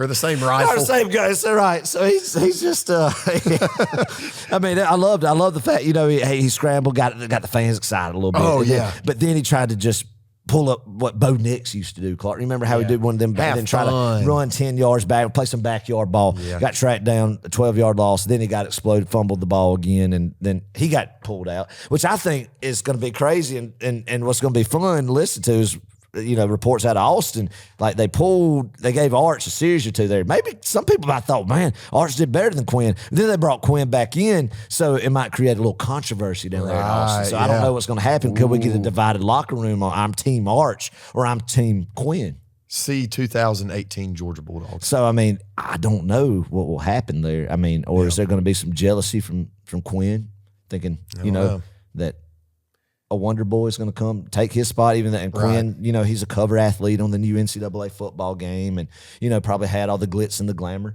So I don't know. Yeah. That's going to be something that's going to be fun to watch for sure. A few more notes here: 7 sacks, 10 tackles for loss, 6 pass deflections, 3 fumble recoveries, 1 interception. That is just havoc, my friends. Georgia's defense allowed Texas just 259 total yards. And Love it. 29 rushing yards. Texas just averaged 1.1 yards a carry on the ground, 29 rushing yards. That is awesome. When you limit, I don't care who it is. I don't care if it's the dang Kansas City Chiefs. If you limit them to 29 rushing yards, you're winning football games, man. That's the biggest thing at this level of football, or any level of football, is you stop the run first. You dominate the run. They are not going to be able to move the football when you're on the ground, then things can get ugly for the opposing offense. For sure. And most beautiful thing about football is being a defense that's oriented and can just stuff the run first. For sure. One more guy I'm going to shout out. Then I'm going to actually 3 more guys. Let's start with this. Yeah, shout them all. Dalen Everett deserves an apology. Yeah, he does. Right, everybody. Us included. He played a fantastic game. Not only just I think most people are just going to remember the strip sack, which was amazing. And he recovered the ball. Yes. Shout out to him for doing that. But, man, Great just in pass coverage, too, I think he did phenomenal. He had an interception, too. He did have an interception, yeah. So, great game by Dalen. Hats off to him. I think he shut up a lot of critics. Funny how last podcast we were talking about interceptions by cornerbacks. Yeah. UGA season. And boom, here we go. And Julian Humphrey almost had one. He was about to house that thing. He too. was. If he caught that thing, it would have been 6 the other direction. Did you see right after that play, he did the Kamari Laster, I'm going to beat the crap out of my helmet. Yeah. Yeah. And I loved it. I love that. He'll get him one, man. He will. He's an athlete too, man. All right, 2 more guys. 2 plays, really, that stood out to me and won't get a whole lot of love, but should. And these 2 plays, I think, tell me a lot about where this Georgia defense is headed and the potential and just the fire that they have right now. Number 1, Dan Jackson made a huge open field tackle against a running back on a screen, flew downfield, and just denied an explosive play. Because I'm going to tell you something, it was blocked well, and all he had to beat, that running back, was Dan Jackson. But Dan came flying downhill, 100 miles an hour, made a huge tackle. And now he didn't just pound him or anything, but got enough contact to where he fell down. That's huge play. Love some beautiful. Dan Jackson on this podcast. I do love that, man. When a millennial Oklahoma, if you will, where your DB, your cornerback, and your outside linebacker, I'm guessing were the 2 that were blocked, and Dan Jackson just kind of split the middle of them, coming downfield and making a one-on-one play, like you said, to eliminate an explosive, and that's what separates good defenses from bad defenses or average defenses is tackling, and we've seen what this Georgia defense can be. A perfect example is when you make one-on-one tackles to eliminate big plays like that. Man, it's what Georgia's defense has been so good at these few years is the fundamental things. When you add the talent to the well coaching and the fundamental part of it, then you get these elite historic defenses, man. Yeah. The second play, KJ Bolden with an absolute effort play. 3rd and 7, 11:15 left in the 4th quarter. Texas is driving, trying to get back into this game, and with a touchdown, they very well could have. Yeah. Screenplay to the right. KJ Bolden comes downhill and just knocks the ever-loving you-know-what out of the Wisner kid. Yes. The running back. Yes. And next play, that's when Michael Williams forces a fumble. It's just the little things, man. You do the little things, and you play with effort and fire, and that's what this team has, and I love it. Another thing I want to point out about the defense, Clark, the eye discipline and the discipline to stay at home on a lot of plays where Sarkisian threw some eye candy, a lot of motion going on back and forth, and being able to just know their assignments, stay disciplined to their assignments, and not let anything really cheap happen on some trickeration from Texas's offense, man, or some misdirection and stuff that Texas, I think, has capitalized on a lot with their offensive success is so much just motion that they have, freezing other teams' linebackers. But they realize, hey, when they do that, this Georgia defense, especially the second level, is very fast. Yeah, compared to a lot of other second levels that this Quinn Ewers Texas offense has seen, So, so that's one other thing I want to point out. Love it. Well, I think that wraps it up on the defensive front. I love it. Beautiful. Great Cannot job, wait, man. I'm just going to be so giddy if it keeps on going on like this. I think it will, man. I really think we're starting to see the peaking. And at the right time, too. You don't want to peak too early. True. Georgia's special teams last but not least about this game, all week we heard about Texas's special teams. You heard it on College Game Day if you were watching it. UGA You dang right. has the 2 best kickers in America, and I don't want to hear anybody else say anything differently. Yeah, I agree. I mean, how can you not? It's not even close. Peyton Woodring, 3 for 3 on field goals. Clutch. Long of 48, man. They weren't just chip shots either. Mm-hmm. They were clutch field goal, yes. He even had the emo Bevo on the big screen. Did you see that? Yeah. Oh, yeah. It's very weird stuff. Yeah, very weird. That was riveting stuff. Like, what the heck is going on here? But no, all right. I mean, it could have been a distraction. It would have distracted me, my ADHD, absolutely. Yeah. But Woodring was dialed in, man. And the big thing about that, Clark, is not only was it a made field goal, it was rewarding the defense for a lot. A couple of them were off big defensive turnovers. Yeah. And we don't punch it into 6, but we get something out of it. Right. And that's good on Peyton Woodring for that and helps a lot. Yeah. It's a great showing. That's his home state, too. Yeah, right? That is right. So I'm sure he had a little bit extra, motivation out there. Yep. Another guy, Brett Thorson. Give this man the Ray Guy Award right now. Just go ahead and do it. Go ahead and do it. No need to wait till December. That's right. That's right. What in the heck do Aussies feed their kickers, their punters? They live, eat, and breathe punting. A lot of them do, and they go to school for it. They go to academies for it. I'm here for that. We're going to go do a study. We might actually take a bird out to Australia and hang out in Sydney, maybe see a kangaroo or two, and go tour the facility and see what they're about, and do a documentation on it. So I like that. Listen to this. 4 punts, 216 yards, 54.0 average per punt. You know what we need to do? What do we need to do? In Sanford, to add to the in-game experiences is after Brett booms a punt and everybody's juice, get a video recording of somebody with a didgeridoo in Australia. Play it and just blare that puppy out on the loudspeaker. What would he play? I don't know. I really don't know, but just the sound of a didgeridoo. Just out there, just I don't think that's how you say that. Hammering it and you know what I'm talking about, though, right? The dude didgeridoo? It's a didgeridoo. It's you hammer that thing and just get everybody juiced. Kind of our thing. Brett, he's earned it to have his own Maybe thing it needs to be a kangaroo playing a dude didgeridoo. Yes, with a boomerang flying in the background. We have, man. Somebody needs to hire us for ops right now. That would really get everybody. A kangaroo in a Brett Thorson jersey with sunglasses on, hammering down the didgeridoo after a big booming punt. Really to get everybody juiced, I think, right now. I'm telling you, I'm onto something with this. Josh Brooks, listen. Listen, we've missed this opportunity for too long the past couple of years. Let's end the last 3 games of Brett Thorson's career on the right way. Give it this man. Give the people what they want. He's earned it. I agree. 4 punts, people, 216 yards, 54 average yards per punt. Brett Thorson would absolutely destroy anyone in a punt, pass, and kick situation. Yeah. Oh, absolutely. Absolutely. Absolutely, man. We are delirious. It is 12:24, and this will be the longest Row 60 episode, and we're here for it. This is for you guys. We love y'all. We're not going to skip anything, though. We will give you our all. We will.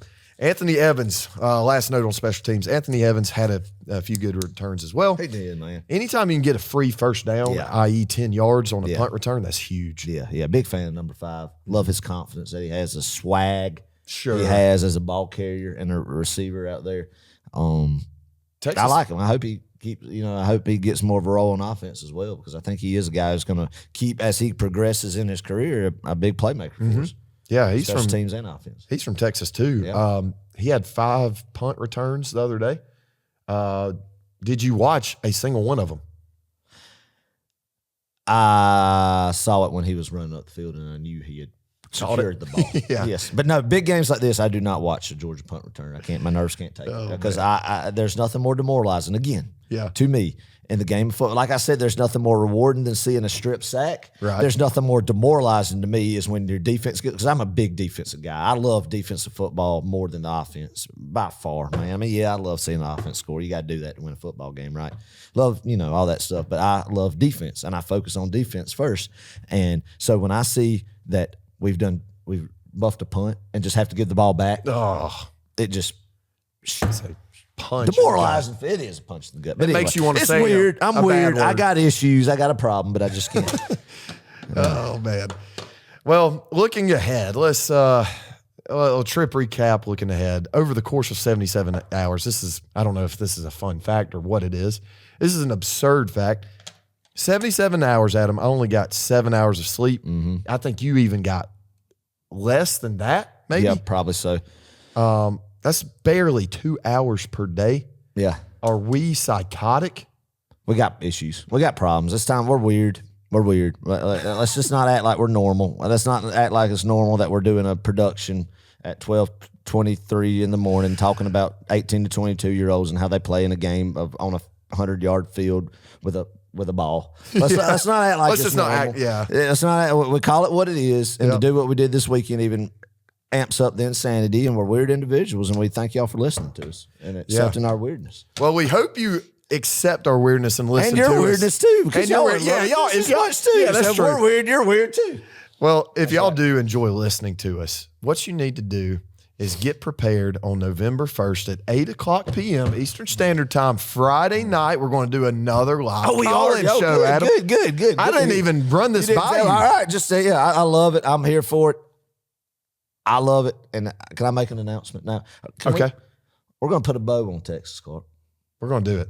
Put a pin in it. Put a bow on Texas. Great memory. Let's revisit it at the end of the year. Yeah. These are the games. We'll talk about it in February. We'll go back and watch it in February, but it's on to the next one. That's what our old high school football coach used to say. Like, we come watch all the film in the world after all, this last game in February or March now. But, you remember old time. Oh, yeah. Mr. Coach Welch. Coach Welch. But anyway, it's Florida time now, baby. It is. This right here is what Georgia football is all about. It's Georgia, Florida. I hate Florida. I've told everybody, I've expressed my feelings about a lot of teams that I don't like on this podcast. But one thing's for certain, since I was a young kid, it's Florida. It'll always be Florida. Yeah. Always be about winning in Jacksonville. And don't, we're going to talk about it more next week, but don't think this is going to be a pushover for this Florida team and what Billy's doing down there. But one thing is, you cannot beat Florida enough. You cannot embarrass the university enough in any way, shape, form, or fashion. I'm here for that. Yeah. I do not like Florida, Clark. I hate Florida more than anybody. Because I've been asked a lot, who do you dislike the most, Adam? Who's your most hated Georgia rival? Because there's a bunch of them, and it's Florida. It's Florida. Comes back from childhood trauma in Jacksonville, PTSD. Not really, but you know what I mean. But I mean, bad memories down there in Jacksonville as a kid, and that's why I live and relish Jacksonville now. Every single snap that happens in that football game, I cling on to it because I cannot stand Florida. And we need to focus to that. Do not forget, I think a lot of people have kind of lost it a little bit Clark, because of the success we've had down there and where Florida's program is, but you can't put them in the ground enough. Absolutely. You cannot put them in the ground enough. Yeah. Love it. So let's focus to Florida hate, baby. 2 weeks of Florida hate. That's right. So the next episode that we record will be exclusively Florida. Yes, this sir, one baby. is more exclusive to Texas and recapping that. But yes, up next will be Florida. And then, like I said, live call-in show November 1st at 8 o'clock p.m. Eastern Standard Time. All right. If you lose Florida, season's not successful. No, it's down the drain, no matter what happened in Texas. All right. We're going to run through this as quickly as humanly possible because we're struggling. Yeah. All right. Week 8 games, Oregon at Purdue, 35-0. Awesome. Good job, Dan Lanning. Yeah, cool. Miami at Louisville, 52-45. Close game. Just keeps winning close games. Yep. Great on They're them. going to get got at some point. For sure. Auburn at Missouri, Battle of the Tigers, 17-21. What a game, though, actually. This was pretty interesting. Yeah, that's cool. Auburn's pitiful. Auburn sucks. And Brady Cook went to the hospital mid-game, came back. Oh, good on Brady. Did you see that? No, did he? I know he came back, but he actually went to the hospital. He went to the hospital. Imagine doing that. You think your season's over, you go to the hospital, you check out, you're just fine, actually. Oh, really? Got to get an MRI? Yeah. Good report. He comes back and wins them the game. That's great, man. Like good a comeback. Good Insane. story. Good on them, I guess. Yep. Oh, one last thing. Oh, that hospital is like right next to the stadium. Yeah, you're right. Yeah, I remember that now. We parked there. Last thing. Elia Drinkwitz in his post-game presser. Oh, did he throw out another good No. life? No, not really. Oh. But he was wearing a bowl-bound shirt with a Missouri Tiger helmet. It is the cringiest, You're kidding me. most pathetic little thing I've ever seen in my life. What a nerd. Anyway, Alabama at Tennessee, 17-24. Tennessee wins. Tennessee's fan base is just so cringeworthy. It's not even funny. They are so breathe. Pathetic. You rushed the field Breathe. again after beating a team you just beat like two years ago. At the same trying to Chill recreate out. that. Yeah. That's yeah. And act then like one guy said, and this was this year, I'm not getting it confused with 2022. One guy said on the field, "This is the greatest night of my life." This After this beating, one, yes, I promise. I can understand 2 years ago acting like an idiot. Yep. First time in 18, first time beating Saban. Tear all that down the stuff, goalpost. Undefeated. I absolutely have a night, man. As much as I hate Tennessee, again, another school I don't like. Surprise. Any fan passionate that's been through what they've been through with them deserve to have that night. But to try to replicate it's like trying to bring back the magic 2 years later. No, my gosh, man. It's Kalen DeBoer. Yeah, we lost to him, whatever. But and now Tennessee fans could say, "Oh, we beat Alabama, Georgia didn't. We're gonna go beat Georgia." Oh, it's great. Cannot wait. Let That's them gonna be think that, another one. please. God, another big game. Yeah, I hope they're that way.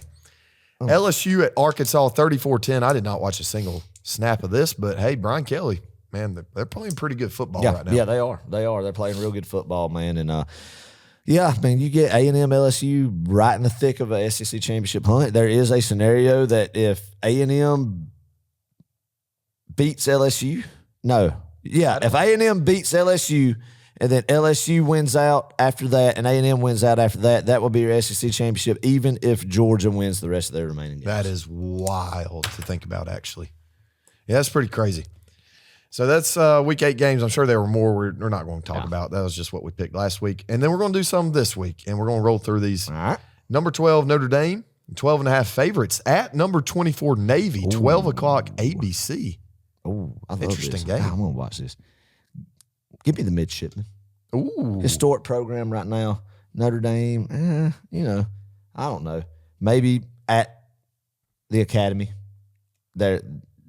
Navy can shorten the game by running the flex bone to.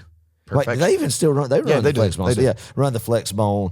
To perfect doing what they need to do, shorten the game, limiting Notre Dame's possessions. Why Navy, Clark, and Army, I feel like are where they are in ranked, and why Vanderbilt did what they did against Alabama is the new clock rules benefiting that with complement their offense. That if they run their offense, come up with a plan how to do it, to limit a better team, more talented team to fewer possessions, but execute when they have the football and extending drives. That's how they're winning football games and then dominating them in some sense. Yeah. And why you got Army and Navy ranked is, I think, because of new clock rules.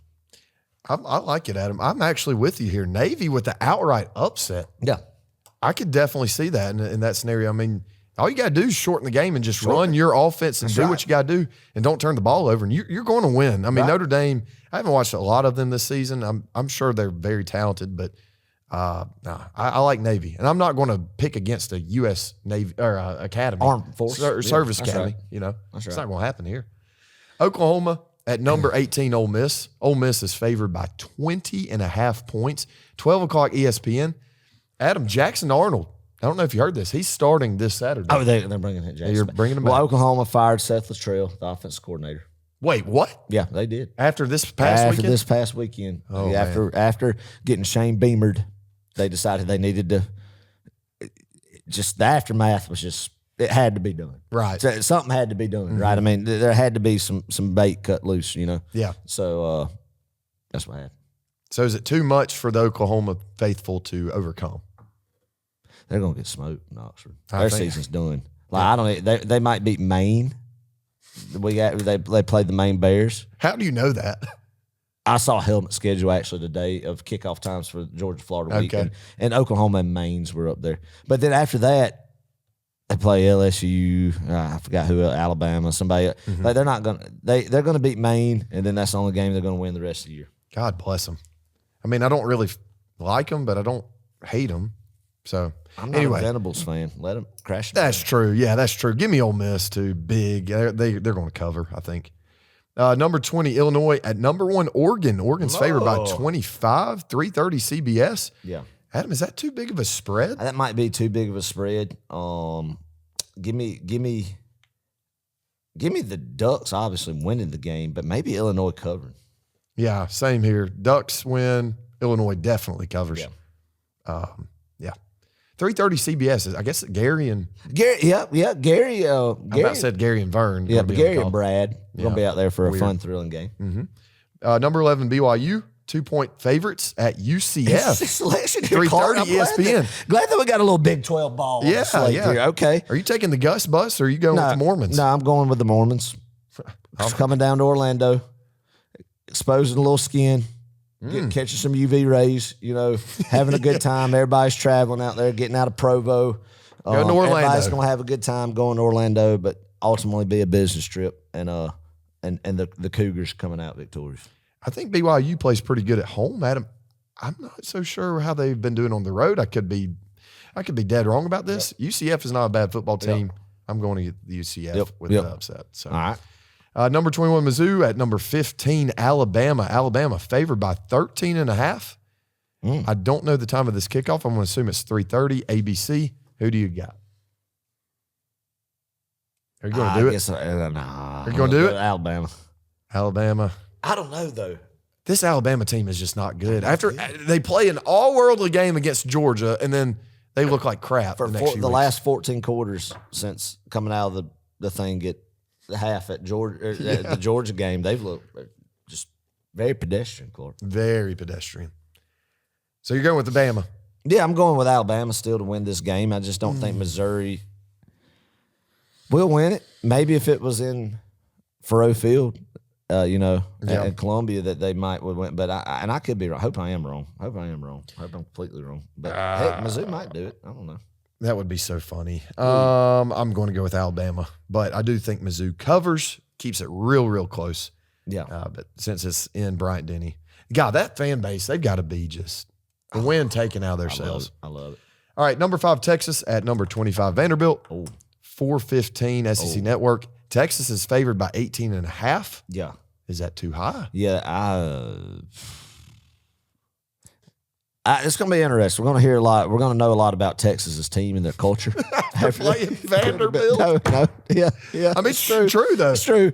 It's going to be, how do they answer this? Do they come out sleepwalking, kind of seeing body language of who they want at quarterback, if they struggle or if they execute, or they go out and they blow Vanderbilt out by 3 or 4 touchdowns, like 35-10 or something. I think we're going to be going into the half and going into the B, and it be like a 3 or 4 point ball game, and then Texas comes out the second half, pulls away.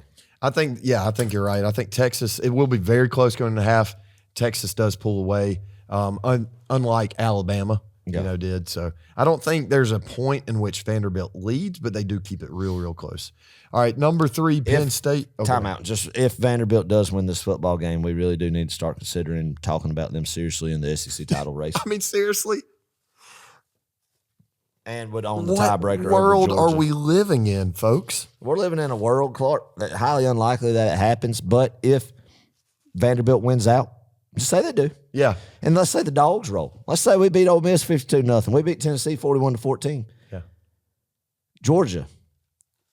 Vanderbilt would go ahead of Georgia into the SEC championship. If there was a tiebreaker scenario between Georgia and Vanderbilt, just say there is, then Vanderbilt, the Commodores will be your SEC championship representative over the Georgia Bulldogs.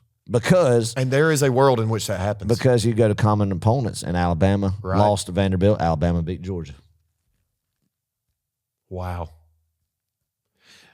This is wild, folks. We're talking about Vanderbilt here, who is, by the way, ranked for the first time since 2000. I mean, we're over the halfway point, and I mean, you really got to seriously start talking about it if they do beat Texas. I don't think they will. I think this is all just a fun little cute thing to be talking. But hey, don't doubt Diego Pavia or whatever his name is. Pavier. All right, number 3, Penn State at Wisconsin, 7:30 NBC. Penn State's favored by 6.5. Man, I would love to see Penn State just go ahead and lose. I think they're a very fraud top 5 team. For sure. And but I think they win in Madison. No. Listen, somebody's getting upset here, and I'm going to go with the Badgers. I don't even Go know with the why. Badgers. Go with the Badgers. I'm going to go with the Badgers. Go with the Badgers. Okay. And what's his name? Luke Fickell. Yeah, Luke Fickell. Without their starting quarterback, Tyler Van Dyke. He needs a win. He needs a statement win. You know, he was the talk of the town when he was at Cincinnati and left, you know, after they got him to the playoff. Yeah. And not off to a great start, I feel like, at Wisconsin so far. So. Yeah. I'm telling you, you're exactly right. Penn State is a total fraud. And this week they get defrauded. Yep. I don't know if they that's get a word. exposed. Exposed. Would be the word we need. Yep. Number 8, LSU at number 14, A&M. 2.5-point favorite. A&M is ABC. I think it's a 7:30 I'm sure. kick. Okay. This is going to be a heck of a game to watch. Yeah, it's right a big game. I like SEC championship implications here. Actually, yeah. because both teams have one. No, A&M has 0 SEC losses. So does LSU. So does that. Yeah. Wow. The winners really springboarded in good position. That's the thing, you know. We say, "Oh, it's probably going to be Texas and Georgia again," but we just forget that you got A&M, LSU, Missouri still got 1 loss. Yeah. A lot of, I mean, I'm telling everybody that still don't be surprised that if Georgia does not make the SEC championship, Yeah. Even after beating even if they Texas. win out, Right. Just that you still don't control your own destiny. Which is so Now you'll still get the stinking weird. playoff and Oh, get yeah, hot yeah, and yeah. can win a national. But as far as SEC championship goes, you're not in control of your own destiny. Vanderbilt is kinda more so than Georgia is right Yep. now. I think. Yep. LSU. I'm going to actually take. Yeah, I'm going to go with A&M. A&M with the win, just Really? because it's home field advantage. Yeah. Though I do think LSU might be playing a little bit better ball right now. Yeah. This is going to be a great battle, though. Man, it will. I'm going with LSU. I'm Oh, going with okay. LSU. All right. Definitely, like you said, if it was in Baton Rouge, no doubt, but I'm still going to go with them winning California. Dang. Okay. All right, Adam. So that's what we have to look forward to this bye week. All right. This Saturday. All right. And last segment, guys, it's 12:42. We are just struggling here. Adam, you're running on fumes. I'm running on fumes. We're going to finish this thing strong. Finish it strong. With a pick 6, row 60's All right, pick give 6. it to us. Give it to us. Last week, what we did was we talked about our weirdest college football mascots, a draft style thing if you're new here. And we go down a list and we pick 3, each 3, and total together, Yeah. that's 6. Yeah. So pick 6, right? Yeah. The name. All right. Last week we did weirdest college football mascots. What I said was Stanford's tree, Syracuse's orange blob, Otto, Yep. and California's bear, Oski. That got 105 votes. Adam, you did the Penn State Nittany Lion, Western Kentucky's Big Red, and Purdue Pete, Yeah. the guy with plastic surgery, only 40 votes. Yeah. So 105 to 40. I got waxed that bad. You got just absolutely dismantled. And That's I think a lot of ridiculous. it had to do with Stanford's tree. Yeah, and you told me some of the feedback of people not really thinking that the line was weird. And to that, I say, you got issues if you don't think that line was weird. I don't think it was I think people think it's a stupid looking mascot, but not Like, no, necessarily I mean, just odd, it weird. is odd. It is, if you have Okay. a line as a mascot, it has to have a mange. Okay. Or what do you call that thing? A mane? A mane. Yeah, it don't need the mange. It don't need the mange. I can tell you that. It needs a mane. Okay. It needs a mane. Well- so therefore, that's why. But anyway, whatever. They should be the lionesses. Yeah. I mean, I'm serious with this. But anyway, I mean, to each his own. Whatever. Just redemption this week. Let's go. Okay. Well, we're gonna last week we did hold on. Let's first oh my gosh, we're falling apart here. This week we're doing the best bowl game trophies. Yeah. All right. Yeah, so yeah, this yeah. ought to be fun. Yeah, go ahead. Are we going to include the national championship trophy? Yeah, or not? sure. Why not? You Why want not? to? Yeah. But when people vote on this, let's not think about the prestige of the feeling of seeing Kirby Smart hold it up. Right, because- right. Because let's just talk about just appearance. Yes. Just each bowl is on level ground. I just want to make that clear right now. I like that, Adam. And I'm glad you said that because I've got a couple that it would be embarrassing to Yeah. see Kirby hold up That's right. again. There's one on my list that is again, and I don't want to. All right. Don't bring it up. No. Okay. I think I got one that you got. All right. So best bowl game trophies. Adam, let's rock, paper, scissors this. I don't think it was fair last week. I got the first pick and now I took the Rock, paper, scissors, shoot. Just rock, Rock, paper, scissors, shoot. Here we go. Rock, paper, scissors, shoot. Rock, paper, scissors, shoot. Rock, paper, scissors, shoot. You thought I'd go with scissors again. Adam and I, for those who are just listening, I went with scissors twice. Adam went with scissors twice. Okay, yeah, go ahead. We did two scissors straight. Yes. I'll give you my mindset. Okay. I thought for sure you were going to go paper because you thought there's no way that you're going scissors again. You thought that I wasn't going to go scissors again for a third time. Yeah. So I thought that you would go paper because you thought I would opt that possibly because my mindset would be that if I chose scissors at again, my rock would be, Right. So I thought I would play a little 4D chess with you right there with, just a chess game right there. And thought that maybe I'd catch you, in a quick one that I went paper. scissors 3 straight times. Yeah. That you would go paper and Well, I brought the hammer down. You did. I was the hammer, down, Rich Beck. That's right. If you're listening, I brought the hammer. I was the hammer. So I get to go first here. All right, I'm going to take the best one off the board right now. The Orange Bowl trophy, Adam. It is elite. It's a bowl full of oranges. I mean, and the winning coach literally just tosses out oranges to the team. They all take a bite. They throw them in the stands. It gets messy. You get your intent is to eat. Exactly. When you go and you hoist up the Orange Bowl You trophy. shouldn't have said that because I mean that you're just playing into that's more advantage. Yeah, I should have. But yeah, I mean, I love. We tried to catch an orange when Georgia was there. Yeah, There was one that hit my hand. I'm serious, and then I muffed it. No, and then it bounced down to the thing. Yeah. So I mean, great time throwing fruit into the crowd. Crowd interaction with that trophy, glass bowl. I don't know. In a sense, if I have to, kind of say this about it, I mean, does it not look like a tabletop that you would see at your grandmother's house? Clear bowl with some fruit on it. Yeah. So I mean, hold on. The difference is here when you go to bite into the orange bowl fruit, it's real. When you're at grandma's house, it's not real. None of it is styrofoam. But I'm saying, a clear bowl on the table at your grandma's house or a college football trophy full of fruit. Now, Adam, this is a classic trophy. Kirby's hoisted it before. A lot of great football teams. Don't disrespect the orange bowl trophy. I have to give on my behalf because I need a win. That's fair. Okay, I need a win here. Yeah, you do. You're 0-2 right now. All right, your turn. Again, folks, do not. When I say do not, judge these bowl game trophies off of the bowl, but the trophy appearance itself. Let's judge a book by its cover. Like we should do in life is judge a book by its cover. I'm just kidding. Obviously, that was a joke. That was sarcasm. Ha, ha, ha. Do not judge it. But in this case, do judge the book by its cover. All right?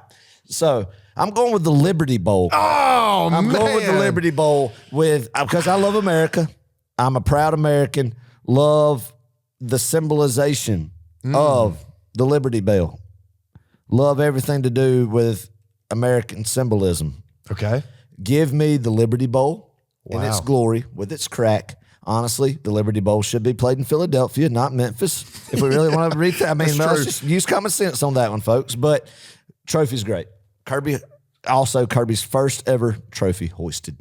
Oh, man. You pulled out the American card and you pulled out the Kirby Smart hoisting it first ever bowl win trophy. Yep. That is true. Are you taking a picture? No, not taking a picture. You're looking it up. Okay. All right, so this is my second pick, and I'm going to go, golly, I've got 2. I've got 3. I'm going to go with one that y'all probably never seen, and you need to see a picture of it. And so this week I'm going to do a better job about posting the pictures alongside with what we're talking about. Adam, I'm going with the Hawaii Bowl. Okay. I'm a big fan of Hawaii. Yeah. We've got what it is, if you're not watching, it is a football, and at the top of it is the head of a pineapple. It reminds me of, going to Hawaii and the Dole pineapple plantation, and it's beautiful, and there's a bunch of pineapples everywhere. It just looks like a fruit, but it's a football, and I love it.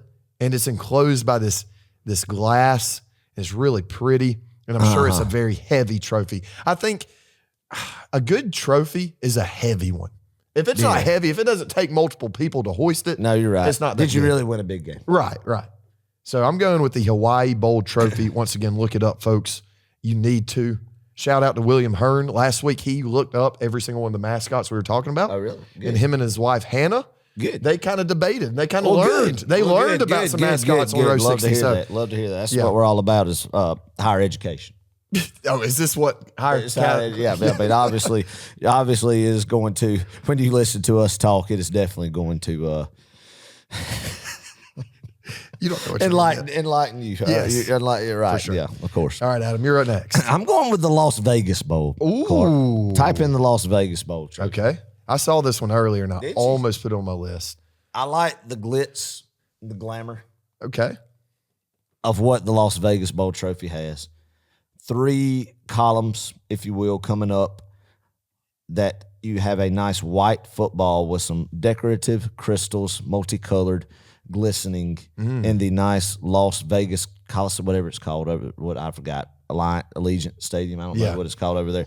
And the beams of the light as your favorite head coach hoists that trophy up, gives you a little glamour. It's nice and white, and I just like it. I think it's class. I think it's clean. You know, this trophy personified would be Elvis Presley.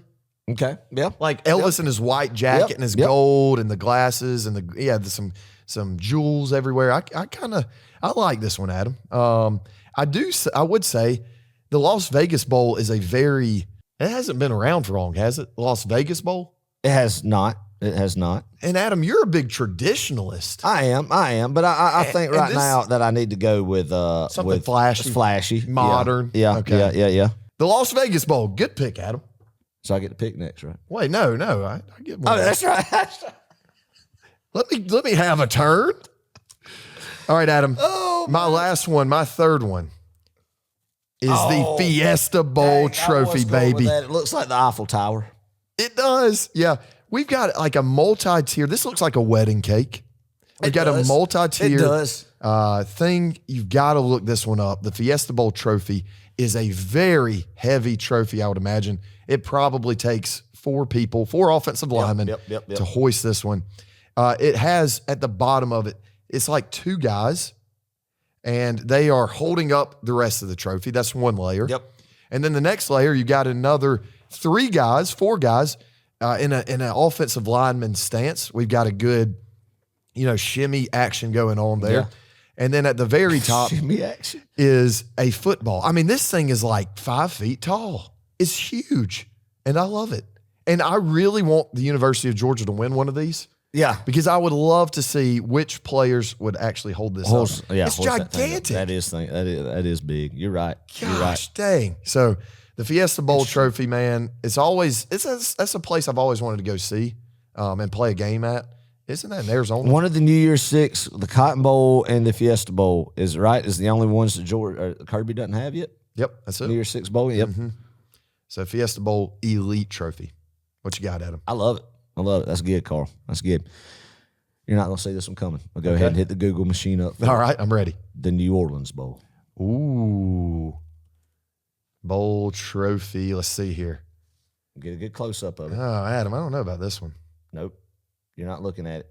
Oh. Do you not see what that is? It's like your own snow globe. Oh, okay. Yeah. That is the Louisiana Superdome inside of the trophy itself, with frosted silhouetted around the architecture of New Orleans with a miniature New Orleans Superdome inside of the glass there. So it's like you have a gigantic snow globe. Everybody loves snow globes, Clark. And then you got the football on top with the description of your victory on it. Nice, pristine silver football at that. Yeah. But when you shine it in the light and the silhouette plays its illuminating effects on the New Orleans, it's like the nightfall and the lights that you see outside of the Louisiana Superdome, is what I always refer it to, is you got your own little piece of memorabilia with it. And yeah, it's because of how the lights reflect through the silhouetted of the city's architecture to make a nice lighting effect of the Superdome. Wow. It's like you don't even have to go out on Bill Street or wherever in New Orleans. Bourbon Street. Bourbon Bill Street. Street's in Memphis. Oh my gosh. It is so stinking late. We're pushing 1 o'clock here. Yeah, you don't even have to do that. No, you just win the trophy. You don't have to go to the souvenir shop. I mean, that's a coffee table, like my, and so Wow. again. Great pick, Adam. I got to be honest. That one I did not see coming. So, all right, folks. Well, I don't even remember which ones I picked. I really don't remember which one Adam's picked. But hopefully you do, and we'll get this list on Instagram and right. Facebook for y'all to vote on. Vote for me. Vote for Adam. Vote for Clark. Vote for Adam again. Just remember. Judge the book by its cover. Judge it by its cover. Well, hey, we've had a great time. I know this is actually might be the longest episode in Row 60 history. Hey, I love it. I'm here for it. And it was a great time. If you enjoyed this episode, please do us a favor. Just go to Spotify, go to Apple Podcasts, leave us a review. Type out some words that make us sound good so other people can find us and join in on the fun. If you're watching on YouTube, just subscribe to us. That's all you got to do. Leave a comment. Let us know which part you found funniest or whatever. Yep. Hey, maybe, you know what they should do? Give us another topic for our pick six next week. I'd like to hear that. All right, Adam, if you've got it in you, wrap this one up. Man, it's been a fun one. Man, Clark. Hey, we're back. Oh, I see what you did there. Horns down, baby. Horns down. Now, of course, that was in reference to Sam Ellinger after they defeated the depleted Georgia Bulldog 2018 squad in that Sugar Bowl. So anyway, just a good, nice little jab from, that was a terrible night, but had to throw that in there. But no, Georgia, man, golly, did you not just love what you saw Saturday night? That was one of the top memorable moments of Georgia football history, really, honestly, especially regular season history, I should say. It gets you even more excited and springboards you into what's coming up of just monstrous football games being played in the back half. Rest this week. Big football coming up, but don't rest too much because you got to exemplify that Florida hate that you have for the next 2 weeks, because as a traditionalist and a Georgia Bulldog, there's nothing bigger than that game in Jacksonville beating Florida. I don't care if they're undefeated. I don't care if Steve Spurrier's the coach or Sunbelt Billy Napier's the coach. We hate Florida, and you can't beat them bad enough, and they cannot get to a more demoralizing level. I mean, there's no, what am I trying to say, floor to their program. I want it to go into the cellar, then I want it to go underground, then I want to go to the next layer of the earth that we learned in the core movie. I don't know what it is until you get to wherever that would lead to. I want them down in the dirt. Because I hate Florida. So, hey, it's great to be a Gator hater. Bring that old thing back out this week. Start your Florida hate up. We love y'all. How about them dogs, baby? You got to say go Dogs. Oh, go Dogs. Go Dogs. Woo! Oh, man. What an episode.